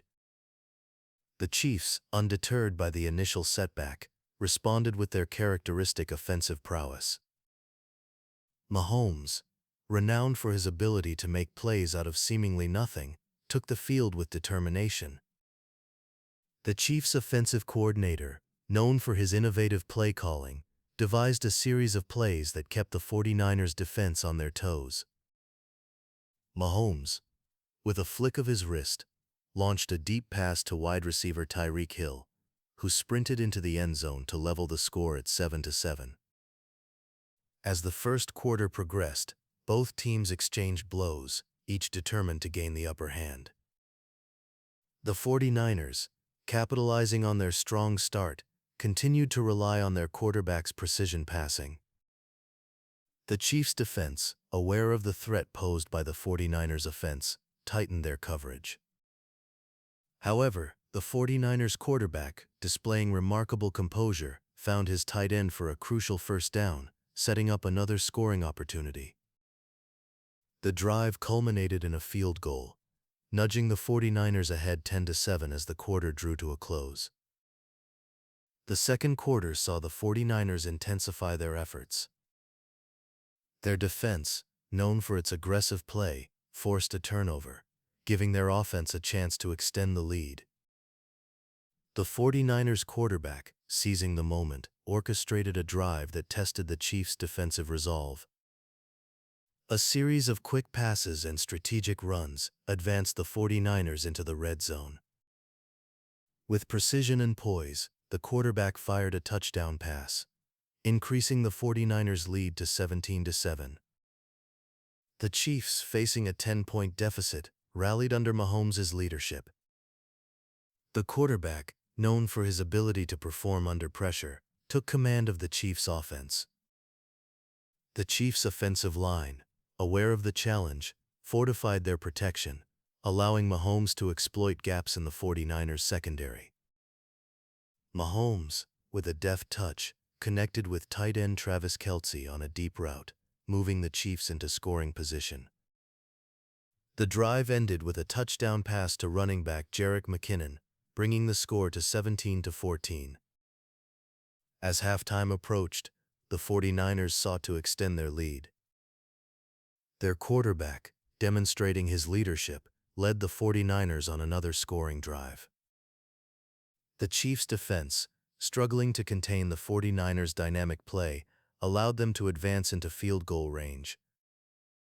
The 49ers kicker, known for his accuracy, converted the opportunity, giving the 49ers a 20-14 lead as the teams headed into the locker rooms. The second half began with the Chiefs receiving the kickoff. Mahomes, determined to turn the tide, led his team onto the field with confidence. The Chiefs' offensive strategy, a blend of power and finesse, continued to challenge the 49ers' defense. Mahomes, leveraging his mobility, orchestrated a drive that culminated in a touchdown pass to wide receiver Juju Smith-Schuster, putting the Chiefs ahead 21-20. The 49ers, unfazed by the Chiefs' resurgence, maintained their offensive rhythm. Their quarterback, displaying his tenacity, led the 49ers on another scoring drive. The Chiefs' defense, aware of the stakes, tightened their coverage, but the 49ers quarterback, with a quick decision, handed the ball to his running back, who powered through for a touchdown, reclaiming the lead for the 49ers at 27-21. As the fourth quarter unfolded, the game evolved into a thrilling back-and-forth contest. The Chiefs, aware of the game's high stakes, entered the final quarter with renewed focus. Mahomes, demonstrating his leadership, orchestrated a drive that tested the 49ers' defensive resolve. The Chiefs' offensive coordinator, known for his strategic acumen, called plays designed to exploit the 49ers' defensive weaknesses. Mahomes, with his eyes on the prize, found Kelce for a crucial first down, keeping the drive alive. The Chiefs' persistence paid off when Mahomes fired a touchdown pass to Hill, tying the game at 27-27. With time running out, both teams mounted one final push. The 49ers, determined to secure the victory, advanced into Chiefs territory. However, the Chiefs' defense, rising to the occasion, forced a turnover, giving Mahomes one last chance to lead his team to victory. The Chiefs' offensive line, aware of the urgency, provided Mahomes with the protection he needed to execute the game plan. Mahomes, with a series of quick passes and strategic runs, advanced the Chiefs into field goal range. As the clock ticked down, the Chiefs' kicker stepped onto the field. The stadium fell silent as he prepared for the kick. With a swift motion, he sent the ball sailing towards the uprights, but the kick veered wide, sending the game into overtime. In the extra period, the Chiefs won the coin toss and elected to receive. Mahomes, known for his ability to deliver in clutch situations, exuded calmness as he led his team down the field. The Chiefs' offensive line, aware of the stakes, fortified their protection, allowing Mahomes to survey the field. Mahomes, with precision and poise, connected with his receivers, moving the Chiefs into scoring position. With the game on the line, Mahomes took the snap and scanned the field. Spotting Kelce in the end zone, he delivered a perfectly placed pass that Kelce secured for the game-winning touchdown. The Chiefs fans erupted in celebration, their team having secured a thrilling 30-27 victory in overtime, marking their fourth Super Bowl title in franchise history.